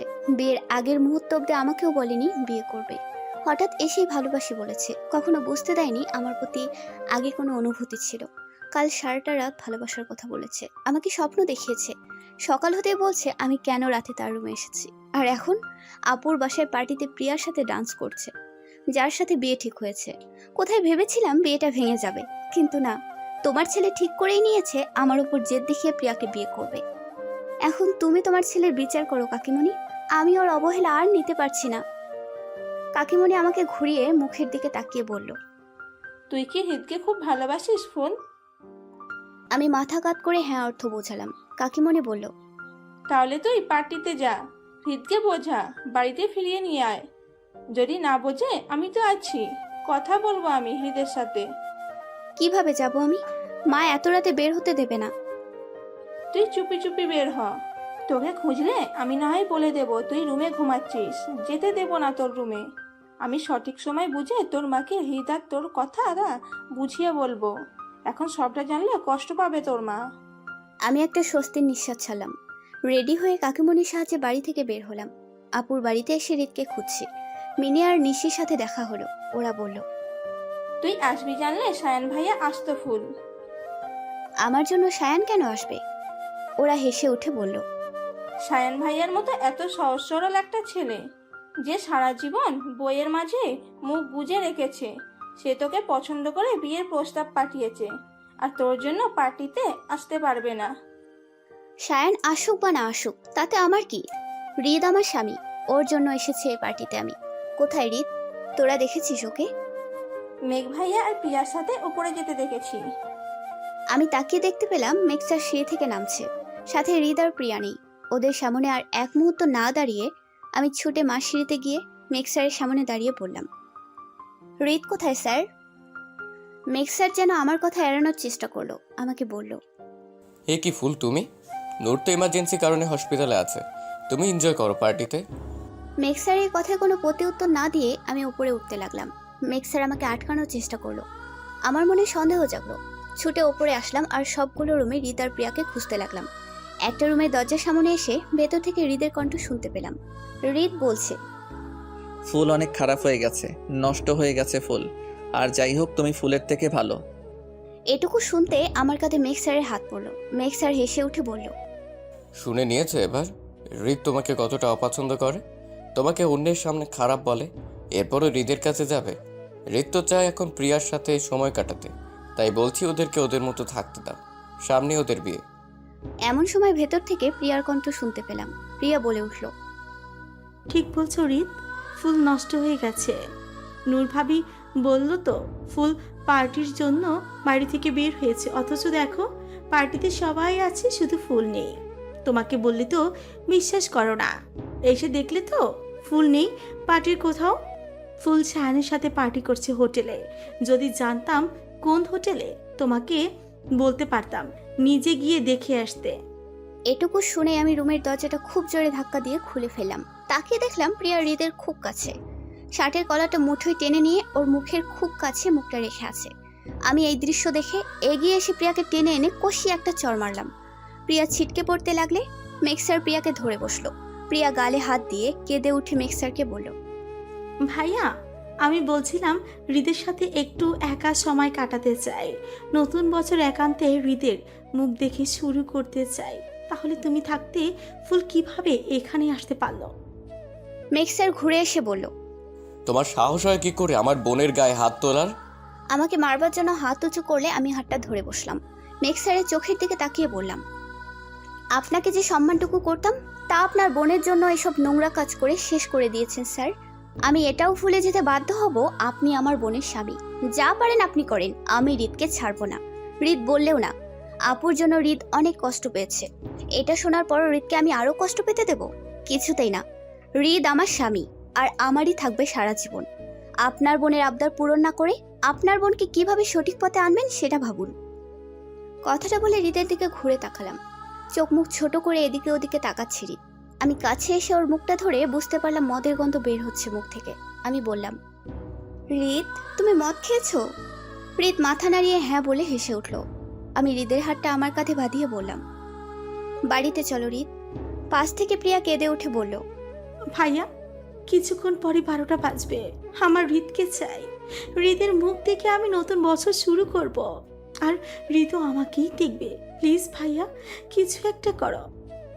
প্রিয়ার বায়না শুনে মেঘ স্যার হাত জোর করে আমাকে বলল, প্লিজ ফুল, আমি কোনো অশান্তি চাই না, তোমার কাছে অনুরোধ করছি আমি হৃদকে রেখে যাও। আমার বোনের জন্য আমি সব করতে পারি, তুমি যত টাকা চাইবে তত টাকা দেব। আমি ওদের পাত্তা না দিয়ে হৃদকে নিয়ে আসতে লাগলাম। ওরা এবার মুখের কথায় না পেরে জোর করে হৃদকে আমার কাছ থেকে ছাড়াতে চাইলো। হৃদকে নিয়ে রুম থেকে বের হতে আমি ওদেরকে বাইরে থেকে লক করে দিলাম। দরজার ওপাশ থেকে ওরা চিৎকার করতে লাগলো খোলার জন্য। আমি শুনলাম না, চলে আসলাম ওদের দিকে ঘুরে না তাকিয়ে। হৃদকে নিয়ে চুপে চুপে বাড়িতে ঢুকলাম আমি। কাকিমণি তখন বাড়ির ডুপ্লিকেট চাবিটা দিয়েছিল আমায়, এই জন্য তেমন অসুবিধা হয়নি। এত রাতে বাড়ির সকলেই ঘুম। কোনো রকম শব্দ না করে হৃদকে তার রুমে নিয়ে আসলাম। বিছানার উপর বসিয়ে পা থেকে জুতা খুললাম। হৃদকে বললাম, তুমি একটু বসো, আমি তোমার জন্য লেবুর শরবত নিয়ে আসছি।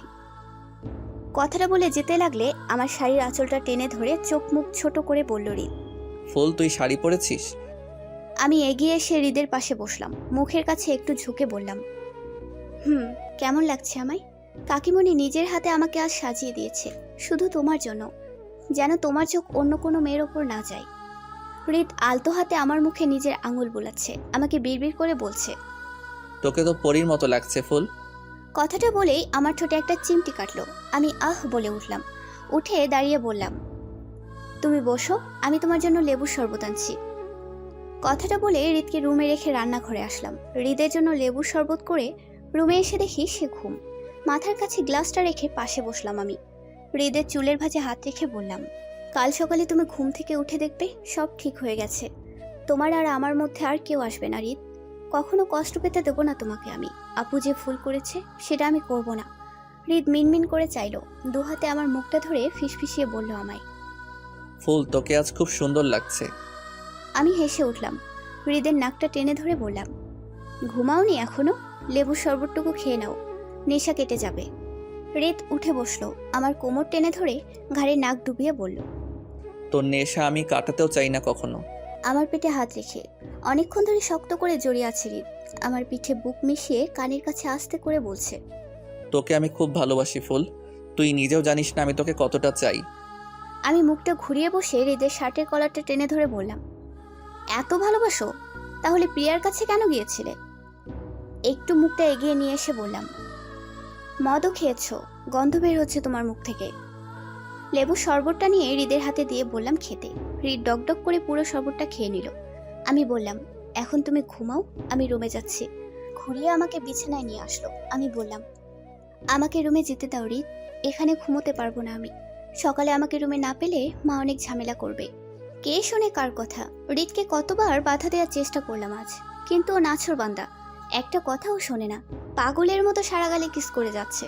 শাড়ির আঁচলটা সরিয়ে ব্লাউজের হুকগুলো খুলে ফেলেছে। এখন আর ওকে বাধা দিতে ইচ্ছে করছে না আমার, তাই সমাপন করে দিলাম নিজেকে ওর মাঝে। সকালে ঘুম ভাঙলে হৃদকে নিজের বাহু ধরে মুখ গুছে শুয়ে আছে দেখতে পেলাম।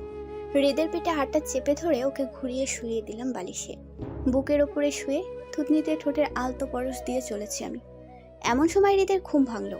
মাথাটা চেপে ধরে আস্তে করে চোখ মেলে তাকালো আমার মুখের দিকে, আর মুহূর্তের মধ্যেই এক ধাক্কায় আমাকে খানিকটা দূরে সরিয়ে দিল। কেন এমনটা করলো কিছু বুঝতে পারলাম না আমি। হৃদ আমার হাতটা টেনে ধরে নিজের দিকে ঘুরিয়ে নিয়ে বলল, তুই আবার কাল রাতে আমার রুমে এসেছিস? তোকে আমি বলেছি না আমার কাছে না আসতে? হৃদের কথা শুনে আমি থমকে আছি।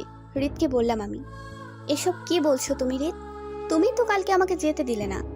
তোমার কি কাল রাতের কোনো কথাই মনে নেই? হৃদ এবার রাগী দৃষ্টিতে আমার চোখের দিকে তাকিয়ে বলল, কি মনে রাখবো আমি তোর নষ্টামিগুলোর কথা? শায়নের সাথে পার্টিতে না গিয়ে কোথায় গিয়েছিস কাল রাতে তুই? নাকি শায়নের কাছ থেকে রাতের চাহিদাটুকু মেটাতে পারিসনি বলে আমার কাছে এসেছিস? তোকে ভালোবাসাটাই আমার জীবনের মস্ত বড় একটা ভুল। তোর চেয়ে তো প্রিয়া মেয়েটা শতগুণে ভালো। আমি হৃদের মুখের দিকে তাকিয়ে আছি। প্রচন্ড রাগ হচ্ছে আমার। হৃদ আমাকে দরজার দিকে ইশারা করে চলে যেতে বলে আমি ওর বুকের পশমে খুব জোরে একটা টান দিয়ে বললাম, ইয়ার কি পেয়েছো? রাতে ভালোবেসে সকালে বলবে সব ভুলে গেছো? প্রিয়ার সাথে আমার তুলনা করছো? প্রিয়ার কথায় পার্টিতে গিয়েছো আমি আছি কিনা দেখতে, অথচ একটাবার বাড়িতে এসে দেখোনি আমি আছি কিনা। আবার আমাকে নষ্টামে বলো। তুমি নিজে কি করছিলে প্রিয়ার রুমের মধ্যে দরজা বন্ধ করে? তখন আমি না গেলে? একদম মিথ্যা বলবি না। নিজেকে ঠিক প্রমাণ করতে একদম প্রিয়াকে জড়িয়ে কিছু বলবি না আমায়। ও তাই? আমি বললে দোষ? আর তুমি যা ইচ্ছা তাই বলে যাবে? তোমার বিচার তো আমি কাকিমণির কাছে দেব। তোর যা ইচ্ছা কর, শুধু আমার সামনে থেকে এখন চলে যা। কিছু মনে করতে পারছি না আমি, যা এখান থেকে। আমি হৃদকে ধাক্কা দিয়ে বিছানার সাথে দুই কাঁধে শক্ত করে চেপে ধরে ওর পেটের উপরে উঠে বসলাম। তারপর বললাম, কোথাও যাব না আমি, তোমাকে মনে করতেই হবে কাল রাতের কথা। হৃদ মুখটা এক সাইডে ঘুরিয়ে নিয়ে বলল, কিছু মনে পড়ছে না আমার, সরফুল। কি সরবো? বলো, আমার সাথে ভালোভাবে কথা বলবে, তারপর সরবো। আজ আমিও দেখবো তুমি কিভাবে আমায় ইগনোর করো। কাল সারাদিন জ্বরে বিছানায় পড়েছিলাম, একটু আসুনি দেখতে। তারপরও ভেবেছি তোমার রাগ কিভাবে ভাঙাবো। আর তুমি ভেবেছো আমি পার্টিতে গিয়েছি। তুই পার্টিতে যাসনি? না, আমাকে তো মিনি ফোন করে জানিয়েছিল তুমি প্রিয়ার সাথে ডান্স করছো, সেটা শুনেই তো গেলাম। তাহলে সায়ান, ও কেন আসেনি পার্টিতে? সায়ান পার্টিতে যাবে? ওর মতো একটা ছেলে পার্টিতে যেতে পারে বলে তোমার মনে হয়? আর গেলেও বা আমার কি? তুমি জানো না আমি তোমায় ভালোবাসি। ভালোবাসিস আমাকে? তাহলে হসপিটালের সকলের সামনে যে বললি সায়ানকে ভালোবাসিস। ওটা সত্যি না, ভুল করেছি আমি, আর কতবার বলবো। হৃদ উঠে বসলো, আমাকে জড়িয়ে ধরে বলল, সরি ফুল। সব মনে পড়েছে তোমার? না, তবে তুই আমায় ভালোবাসিস এটা জেনে আমার আর কোনো রাগ নেই। আমি তোকে আবার বিয়ে করব সকলকে জানিয়ে। আচ্ছা হয়েছে, আমি এখন রুমে যাব। আজ আবার মা আমাকে রুমে না পেলে ঝামেলা হয়ে যাবে একটা। হৃদ আমাকে ছেড়ে দিল আর রেডি হয়ে থাকতে বলল আজ আমাকে সাথে করে হসপিটালে নিয়ে যাবে বলে। বিছানার ওপরে অনেকগুলো ড্রেস এলোমেলো করে রেখেছি। আয়নার সামনে দাঁড়িয়ে একটা একটা করে তুলছি আর ভাবছি কোনটা আমাকে ভালো লাগবে। কোনটা পরবো আজ বুঝতে পারছি না আমি। এদিকে মা এসে সকাল সকাল আমার রুমের অবস্থা দেখে শুরু করে দিয়েছে তার বকুনি। হৃদ দিকে তাকিয়ে দেখলাম 8টা বাজতে চলো। হৃদ নির্ঘাত আমাকে এবার ফেলে রেখে চলে যাবে। তাড়াহুড়ো করে আমি এক ছুটে ওয়াশরুমে চলে আসলাম। খুব দ্রুতভাবে শাওয়ার নিলাম। পরক্ষণে মনে পড়লো ড্রেস আনতে ভুলে গেছি। রুমে মা বসে রয়েছে। মাকে বললাম, মা, বিছানার ওপর থেকে যে ড্রেসটা তোমার ভালো লাগে সেটা আমাকে দাও। মায়ের কোনো সারা শব্দ নেই। আমি ওয়াশরুমের দরজাটা হালকা একটু খুলে মুখ বের করে দেখলাম হৃদ দাঁড়িয়ে আছে, হাতে একটা লাল ড্রেস। ও চোখের ইশারায় পুরো রুমটা দেখিয়ে বলল আমায়। কি করেছিস রুমের অবস্থা? হাতে থাকা ড্রেসটা আমার দিকে বাড়িয়ে দিয়ে বলল, লাল রংটা তোকে পরলে ভালো লাগবে। আমি খুশি খুশি ড্রেসটা হাতে নিলাম। অমনি মায়ের কণ্ঠ কানে এলো। মা আমার রুমের দিকে আসছে, বলছে, আমাকে দেখেছিস ফুল? আমি একটানে হৃদকে ওয়াশরুমের মধ্যে নিয়ে আসলাম। মা রুমে আসলে বলে উঠলাম, ভুলে গেছি কেন ডেকেছিলাম। তুমি যাও মা, আবার ডাকলে এসো। আমি এখানে বসেছি, তুই বের হ। যদি আবার দরকার পড়ে তোকে গুছিয়ে দিয়ে তারপর যাব। কথাটা বলে বিছানার ওপরে পড়ে থাকা এলোমেলো কাপড়গুলো গুছাতে লাগলো মা। হৃদের মুখের দিকে তাকিয়ে দেখলাম ও আমার দিকে এক দৃষ্টিতে তাকিয়ে আছে। আমি বুঝতে পারছি আমার জন্য ওর দেরি হচ্ছে, তার উপর ভিজেও গিয়েছে। আবার চোখের চাহনি দেখে ভয়ও লাগছে আমার। তখন যদি ওকে রুমের ভেতর না আনতাম, মা ওকে আমার রুমে দেখলে সমস্যা হয়ে যেত। কিভাবে বোঝাবো ওকে এটা? মুখটা এগিয়ে কানের কাছে এনে ফিসফিসিয়ে বললাম, হৃদ, তোমার কি রাগ হচ্ছে আমার ওপর? রাগ না হলে বলো, আমার ভয় করছে। দেখো, আমি তো প্রতিদিন লেট করি। তুমি একদিন লেট করলে তেমন একটা সমস্যা হবে না তোমার। কথাটা শেষ না হতে হৃদ আমার মাথাটা 2 হাতে শক্ত করে চেপে ধরলো। আমি ভয় পেয়ে কিছু বলে উঠতে লাগলাম, তখনই হৃদ আমার ঠোঁট দুটো নিজের ঠোঁট দিয়ে বন্ধ করে দিল। আমি কিছু বলতেও পারছি না। সেটা দেখে হৃদ আমাকে ছেড়ে দিল। ঠোঁটে আঙুল রেখে ফিসফিসিয়ে বলল, কথা বলিস না। আমি হৃদের আঙুলটা ঠোঁটের ওপর থেকে সরিয়ে দিয়ে শার্টের কলারটা খামচে ধরে মুড়িয়ে বললাম, তুমি আমার উপর রাগ করনি তাহলে? হৃদ মাথা নাড়ালো, আমাকে ঘুরিয়ে নিয়ে পেছনে থেকে ভেজা চুলগুলো সরিয়ে দিল। পেটে হাত রেখে কাছে টেনে নিয়ে আমার পিঠের সাথে নিজের বুকটা মিশালো। আমার কাঁধে নাক ঘেঁষতে লাগলো। আমি রুমের দরজার শব্দ পেয়ে বুঝতে পারলাম মা বেরিয়ে গেছে। হৃদকে সরিয়ে দিয়ে ঘুরে তাকালাম। শাওয়ার বন্ধ করে বললাম, এখন তুমি যাও, মা রুমে নেই। আবার আসার আগে পালাও। হৃদ মাথা নাড়িয়ে ওয়াশরুম থেকে বেরিয়ে গেল। আমি ভেজা ড্রেসটা বদলে হৃদের দেওয়া ড্রেসটা পরলাম। ওয়াশরুম থেকে বের হয়ে দেখলাম কাকিমণি আর হৃদ দাঁড়িয়ে আছে। হৃদ ভেজা শরীরে এখনো দাঁড়িয়ে আছে আমার রুমে। কাকিমণি আমাকে দেখে বলল, তোরা কি শোধরাবি না? কি শুরু করেছিস সেটা? আমার জায়গায় যদি তোর মা চলে আসতো তাহলে তোদের এসব দেখে কতটা কষ্ট পেত তোর মা, বুঝতে পারছিস? একটু ধৈর্য নেই তোদের মধ্যে? আমি আর হৃদ মাথাটা নিচু করে আছি। কাকিমণি আবার বলল, আমি আজই তোর মায়ের সাথে তোদের কথাটা বলবো। অনেকবার বলতে চেয়েও বলবো বলবো করে আর বলা হয়ে ওঠেনি, তবে আজ অবশ্যই বলবো। কাকিমণি হৃদকে উদ্দেশ্য করে বলল, রুমে গিয়ে কাপড়টা বদলে নাও, নয়তো ঠান্ডা লেগে যাবে। হৃদ কোনো কথা না বলে চলে গেল। কাকিমণি এগিয়ে এসে আমাকে বলল, তুই তো জানিস তোর মায়ের মনে কতটা কষ্ট।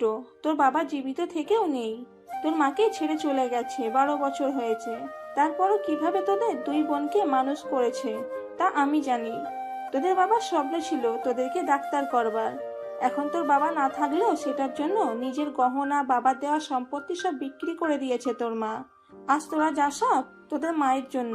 তোর মা তোর বাবাকে এখনো খুব ভালোবাসে ফুল। জানিস 1 বছর আগে হৃদের বাবা যখন মারা যায় তখন তোর মাই আমাকে সামলিয়েছিল।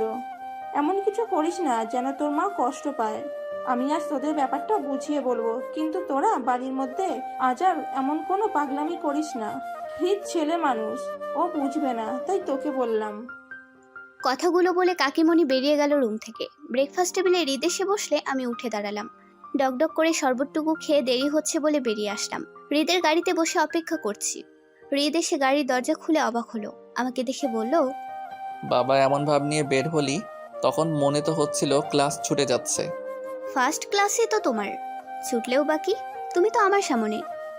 হৃদ হেসে উঠে গাড়িতে এসে বসলো। আমি সিট বেল্ট খুলে হৃদের দিকে এগিয়ে এসে ওর কাঁধে মাথা রাখলাম। হৃদ এক ধমক দিয়ে বলল, রাস্তাঘাটের পথ দুর্ঘটনা হয়ে যেতে পারে, সিট বেল্ট বাদ। আমি মাথা নাড়িয়ে সরে এসে সিট বেল্ট বেঁধে নিয়ে বসলাম। আজ সবগুলো ক্লাস করেছি। প্রিয়ার শাকচুনিটা আজ আসেনি। খুব আনন্দ লাগছে। আসল আনন্দ হচ্ছে কাকিমণি মায়ের সাথে কথা বলবে এই জন্য। সব ওয়ার্ডে যেয়ে পেশেন্টের সাথে গল্প করছি, খোঁজ খবর নিচ্ছি। লাঞ্চ টাইম হতেই হৃদের কথা মনে পড়লো। আমি ছুটে হৃদের কেবিনে আসলাম, দেখলাম হৃদ বেরিয়ে যাচ্ছে। আমি বললাম আজ তোমার সাথে লাঞ্চ করব। ও বলল কাকিমণি কিছু গহনা বানাতে যাবে আমাদের বিয়ের জন্য, তাই কাকিমণিকে নিয়ে জুয়েলারি শপে যাচ্ছে।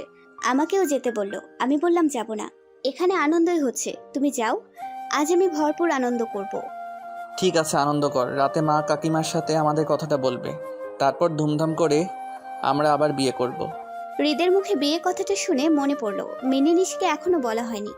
হৃদকে বিদায় জানিয়ে মিনি নিশির কাছে এলাম। ক্যান্টিনে একটা টেবিলে বসে মিনি আর নিশিকে বলতে লাগলাম হৃদ কতটা রোমান্টিক। ওরা আমার মুখের দিকে হা হয়ে শুনতে লাগলো। তৎক্ষণাৎ নূরাপুর চিৎকার শুনতে পেলাম। চিৎকার করে পুরো হসপিটালের সবাইকে ডাকছে। সকলে ছুটে গেলাম, দেখলাম আপু কাঁদছে। আপুকে বসিয়ে শান্ত হতে বললাম। আপুর কান্না যেন থামছে না, আমাকে জড়িয়ে ধরে আছে আর বলছে, ফুল, হৃদ আর কাকিমনির গাড়িটা অ্যাক্সিডেন্ট হয়েছে। কথাটা শুনে আমি যেন বড়সড় একটা ধাক্কা খেলাম। কিছুতেই যেন বিশ্বাস করতে পারছি না। আপু আবার বলল, কাকিমণি আমাকে কিছু একটা বলার জন্য ফোন করেছিল, শোনার আগেই কলটা কেটে যায়। কিছুক্ষণ পর অন্য একজন ফোন করে বলে গাড়িটা অ্যাক্সিডেন্ট হয়েছে আর দুজনের অবস্থাই গুরুতর। আমার নাম্বারটা কল লিস্টের প্রথমে ছিল, তাই আমাকে জানিয়েছে। আপুর কথা শেষে অ্যাম্বুলেন্স এসে গেছে বলল একজন ওয়ার্ড বয়। আমি শুনে যেন সহ্য করতে পারছি না অ্যাক্সিডেন্টের কথাটা। মাথার মধ্যে পুরো দুনিয়াটা ঘুরছে, কি হচ্ছে বুঝতে পারছি না কিছু। শুধুই হৃদের নামটা মুখে আসলো। হৃদ বলে একটা চিৎকার দিয়ে জ্ঞান হারিয়ে ফেলি। যখন জ্ঞান ফিরল, কেবিনে আমার বেডের পাশে মাকে দেখতে পেলাম। আমাকে চোখ খুলতে দেখে মা এগিয়ে এসে কেঁদে উঠে বলল, তোর কাকিমণি আর নেই ফুল, হৃদের অবস্থাও তেমন ভালো না। কিছুদিন পরেই ছেলেটার বিয়ে হবার কথা ছিল। না জানি প্রিয়া মেয়েটার কি হবে। অপারেশন থিয়েটারের সামনে যেভাবে পাগলামো করছে, হৃদের কিছু হলে মনে হয় ডাক্তারদেরই মেরে ফেলবে। মায়ের আর কোনো কথা শোনার মতো পরিস্থিতি আমার নেই। আমার চোখ দুটো আবার বন্ধ হয়ে আসতে লাগলো। পাশেই নূর আপু ছিল, মনে হলো আমাকে ইনজেকশন দিয়েছে। টানা 3 দিন পর জ্ঞান ফিরল আমার। চোখ খুললে চোখের সামনে আপুকে দেখতে পেলাম। আমাকে উঠে বসতে দেখে রিপোর্টের ওপর থেকে চোখ সরিয়ে নিল আপু। আমার দিকে এগিয়ে এসে রিপোর্টটা আমার সামনে রাখলো। আমার 2 কাঁধে হাত রেখে উঠিয়ে বসালো আমাকে। আমি একটু সজাগ হলে হৃদের কথা মনে পড়লো। অমনি আমি বেড থেকে নামতে চাইলাম, আপু বাধা দিল আমায়। গিয়ে কেবিনের দরজাটা আস্তে করে বন্ধ করে এসে আমার সামনে দাঁড়ালো। রিপোর্টটা উঠিয়ে আমার সামনে ধরে বলল, এই রিপোর্টটা বলছে তুই প্রেগনেন্ট ফুল। আমি জানতে চাই তোর সন্তানের বাবা কে, সায়ান নাকি হৃদ? মুহূর্তে আমার চোখ বেয়ে 2 ফোঁটা পানি গড়িয়ে পড়লো। আমি পেটে হাত রেখে বললাম, আমি প্রেগনেন্ট, হৃদের সন্তান। আপু আমাকে ধরে ঝাঁকিয়ে বলল, যদি তোর আর হৃদের সম্পর্কটা এতই গভীর হয়ে থাকে, তাহলে সেদিন কেন বলেছিলি হসপিটালে সকলের সামনে তুই সায়ানকে ভালোবাসিস? আমি আপুর মুখের দিকে তাকালাম। আপুকে বললাম, তোমার জন্য, তোমার আর মেক্সারের সংসার বাঁচাতে। কিন্তু সেটা শুধুই অভিনয়। আমি পারবো না হৃদকে ছাড়া থাকতে। আমার হৃদ কেমন আছে আপু?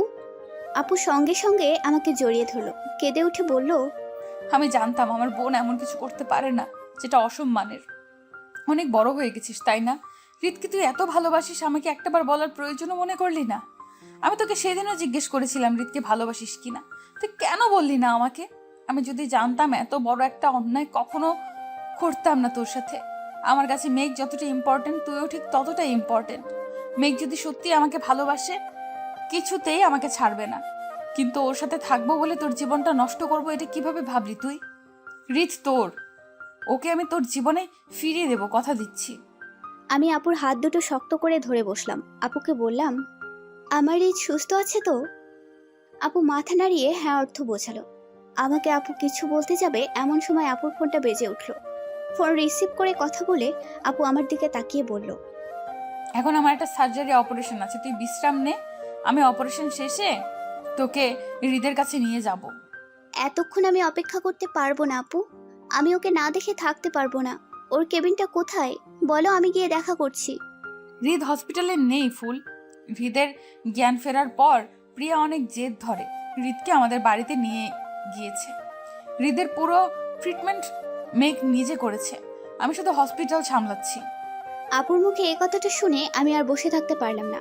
উঠে দাঁড়িয়ে হাত থেকে একটানে সেলাইয়ের সুচ ছাড়িয়ে নিলাম। আপুকে বললাম, আমার হৃদ প্রিয়ার কাছে? আমি হৃদের কাছে যাব। ও বাড়িতে আমি হৃদকে এক মুহূর্তও থাকতে দেব না। আমি ফিরিয়ে আনবো আমার হৃদকে। কথাগুলো বলতে বলতে কেবিনের দরজা খুলে ছুটতে লাগলাম বাইরের দিকে। আপু আমাকে পেছনে থেকে ডাকলো, কিছু বলতে চাইলো আমায়। আমি না শুনেই চলে আসলাম। সার্জারির কারণে আপু পেশেন্টের কথা ভেবে হসপিটালের গেট পর্যন্ত এসে থেমে গেল। আর আমি অটোতে উঠে চলে আসলাম আপু আর মিক্সারের বাড়িতে। খুব জোরে চিৎকার করছি হৃদের নাম ধরে ডেকে। ভেতরে এসে দেখতে পেলাম খাবার টেবিলে হৃদ বসে আছে। এক লোকমা ভাত মুখে দিয়ে খুব জোরে নিঃশ্বাস নিচ্ছে হৃদ। প্রিয়া আমার কণ্ঠ শুনে পেছনে ঘুরে আমাকে দেখতে পেল। আমাকে কিছু না বলে হৃদের দিকে এগিয়ে গেল। হৃদকে বলল, এইসব খাবার আমি নিজের হাতে বানিয়েছি, তোমাকে খেতেই হবে হৃদ। হৃদ খুব জোরে নিঃশ্বাস নিতে নিতে বলল। অনেক ঝাল খেতে পারবো না আমি।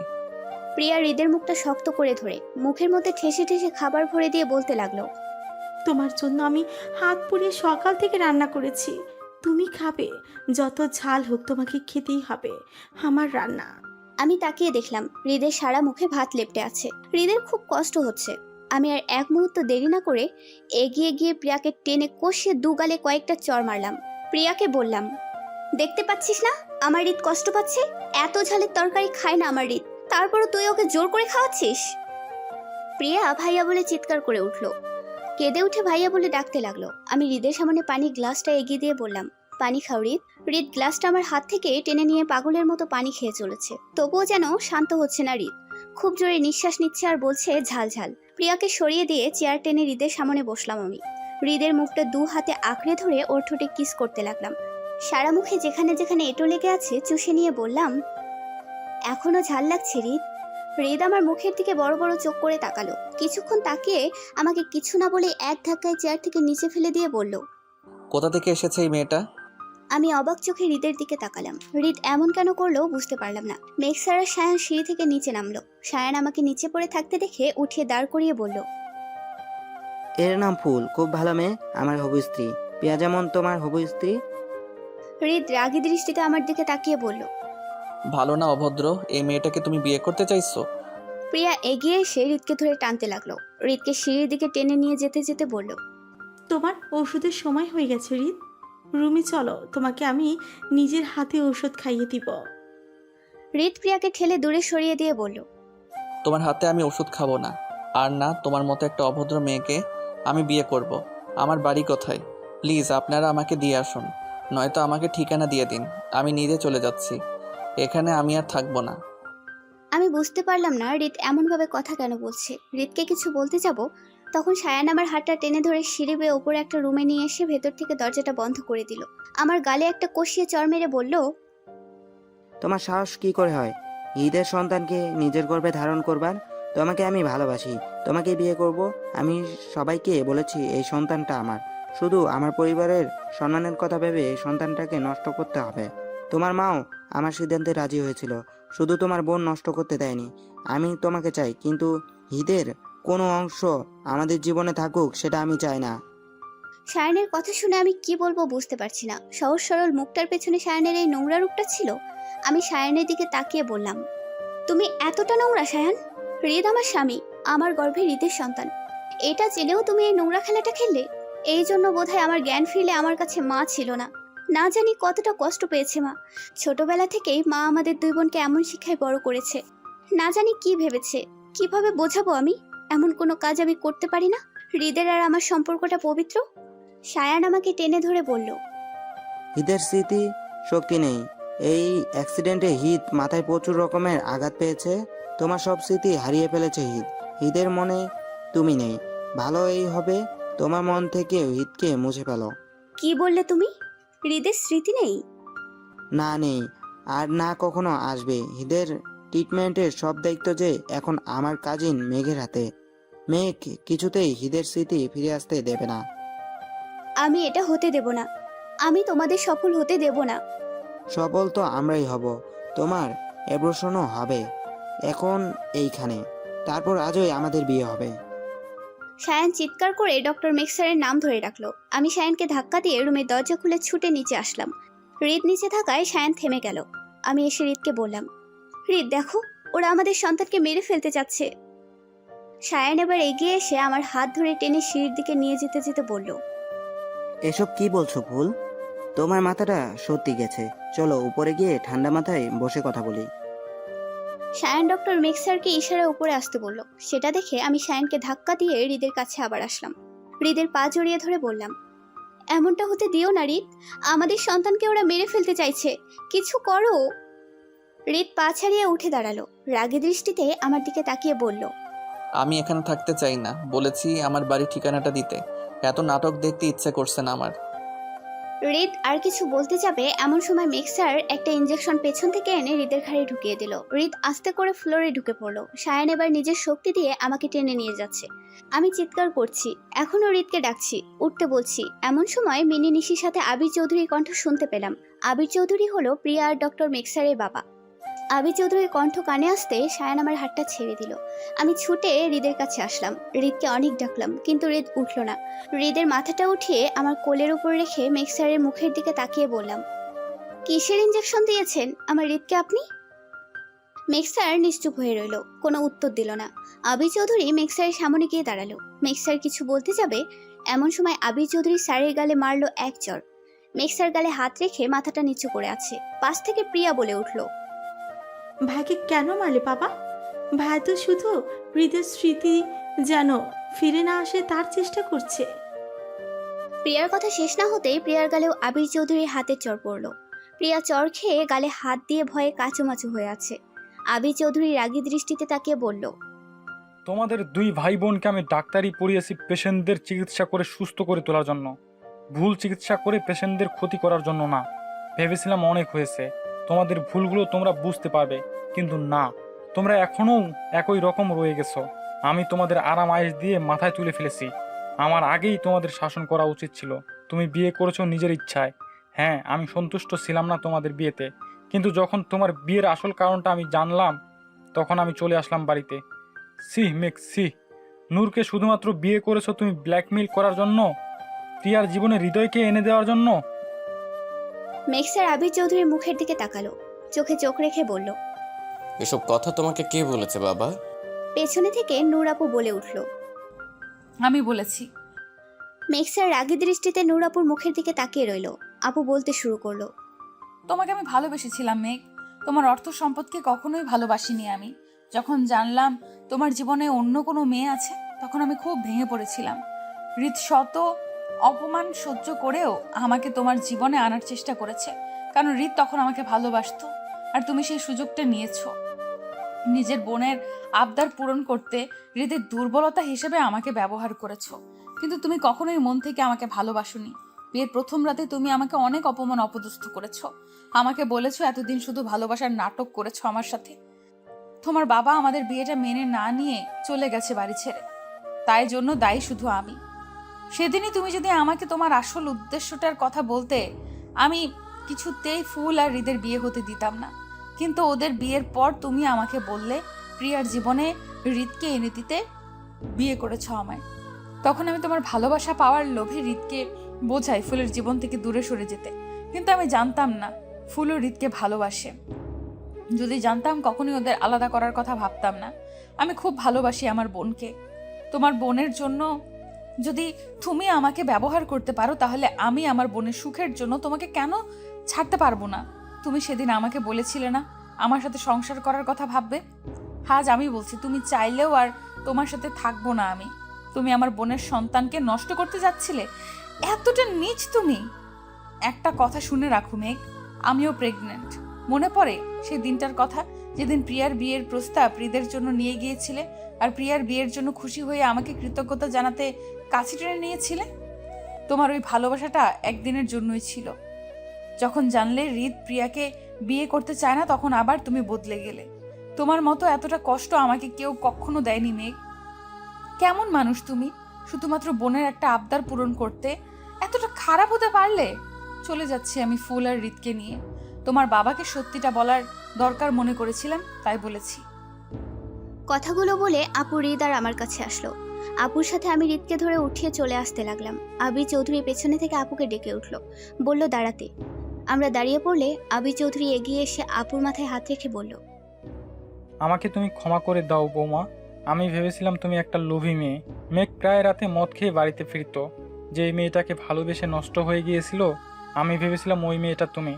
যখন মেঘ বলল ওর ভালোবাসার মানুষকে বিয়ে করবে, আমি রেগে বলেছিলাম বিয়েটা হলে এ বাড়ি ছেড়ে চলে যাব। মেঘ শুনলো না, বিয়ে করলো তোমাকে অনেক ধুমধাম করে। তাই এই বাড়ি ছেড়ে কিছুদিনের জন্য চলে গিয়েছিলাম আমি, কিন্তু আজ না। আমি যখন এসে গিয়েছি তখন আর কোনো অন্যায় করতে দিব না ওদের। আমি ঠিক করেছি আমিও তোমাদের সাথে যাব। আমি ভুলে যাব আমার একটা ছেলে আর একটা মেয়ে ছিল। এই বাড়িটা ওদের মায়ের নামে করেছিলাম, তাই ওদের বলতে পারবো না এখান থেকে চলে যেতে। কিন্তু আমার হসপিটালটা, ওটা এখনও আমার নামেই আছে। আমি নূরকে লিখে দিব হসপিটালটা। নূর না চাইলে আমার হসপিটালের মধ্যে মেঘ আর প্রিয়া পা রাখবে না। প্রিয়া সঙ্গে সঙ্গে বলে উঠল, একটা বাইরের মেয়েকে তুমি হসপিটালটা দিয়ে দিবে বাবা? ওর অনুমতি নিয়ে হসপিটালে ঢুকতে হবে আমাদের?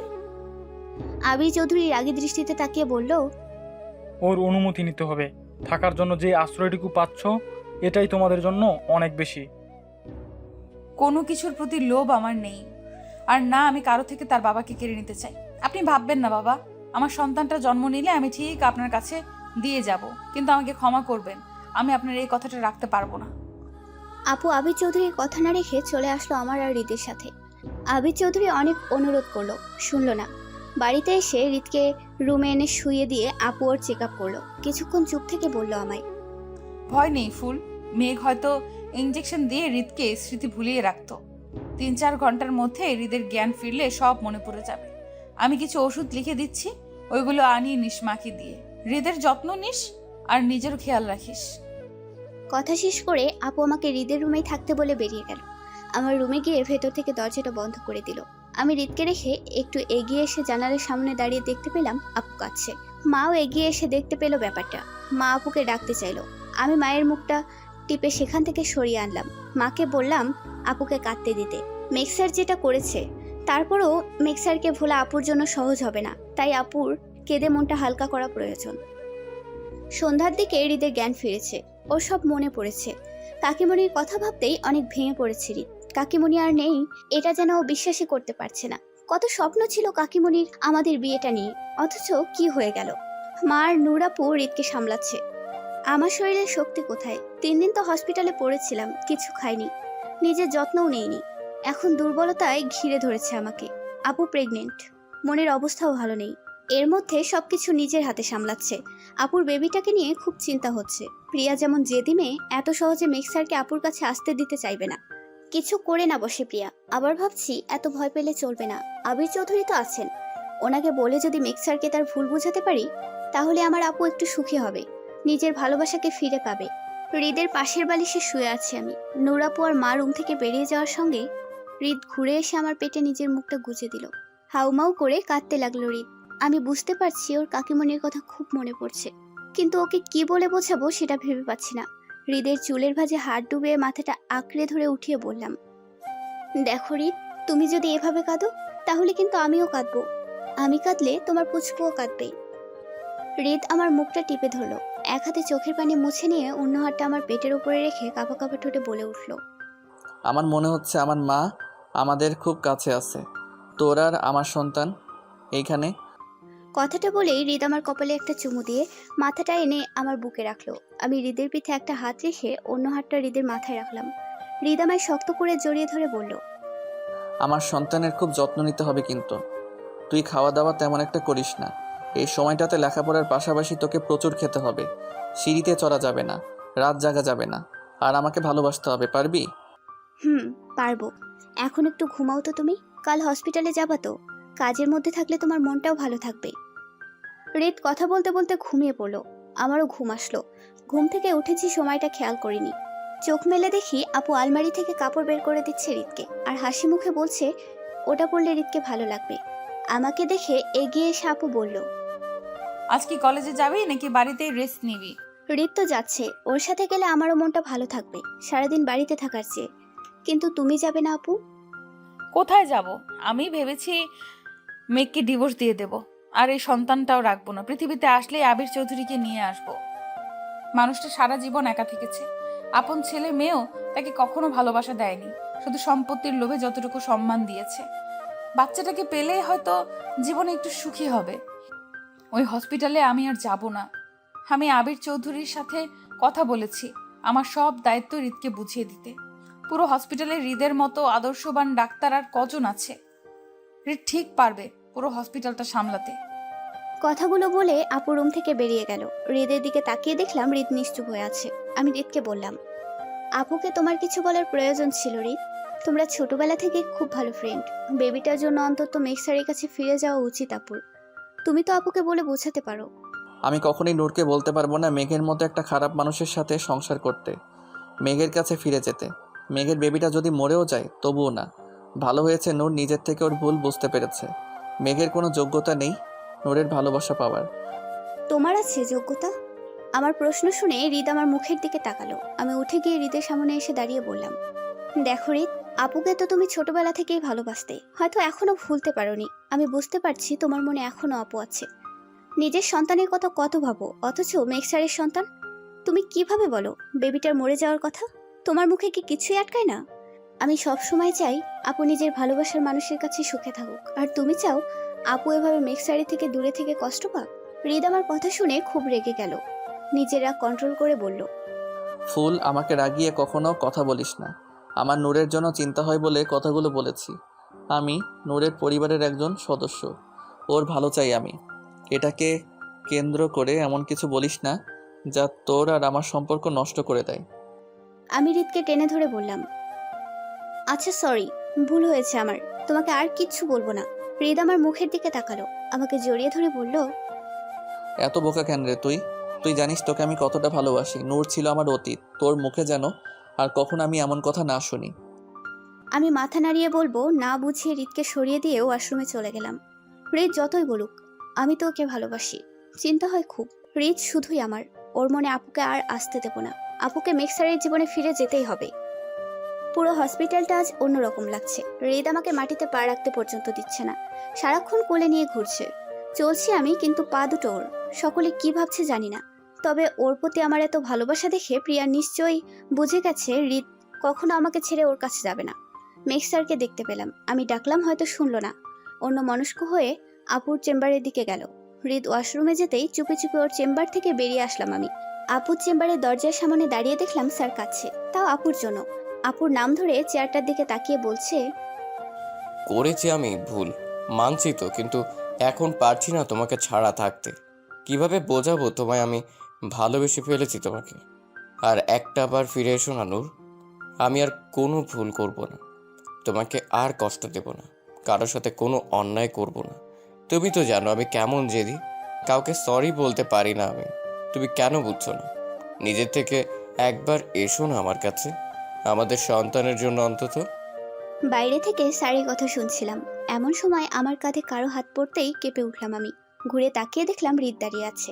আমার দিকে তাকিয়ে গম্ভীর গলায় বলল, এখানে কি করছিস?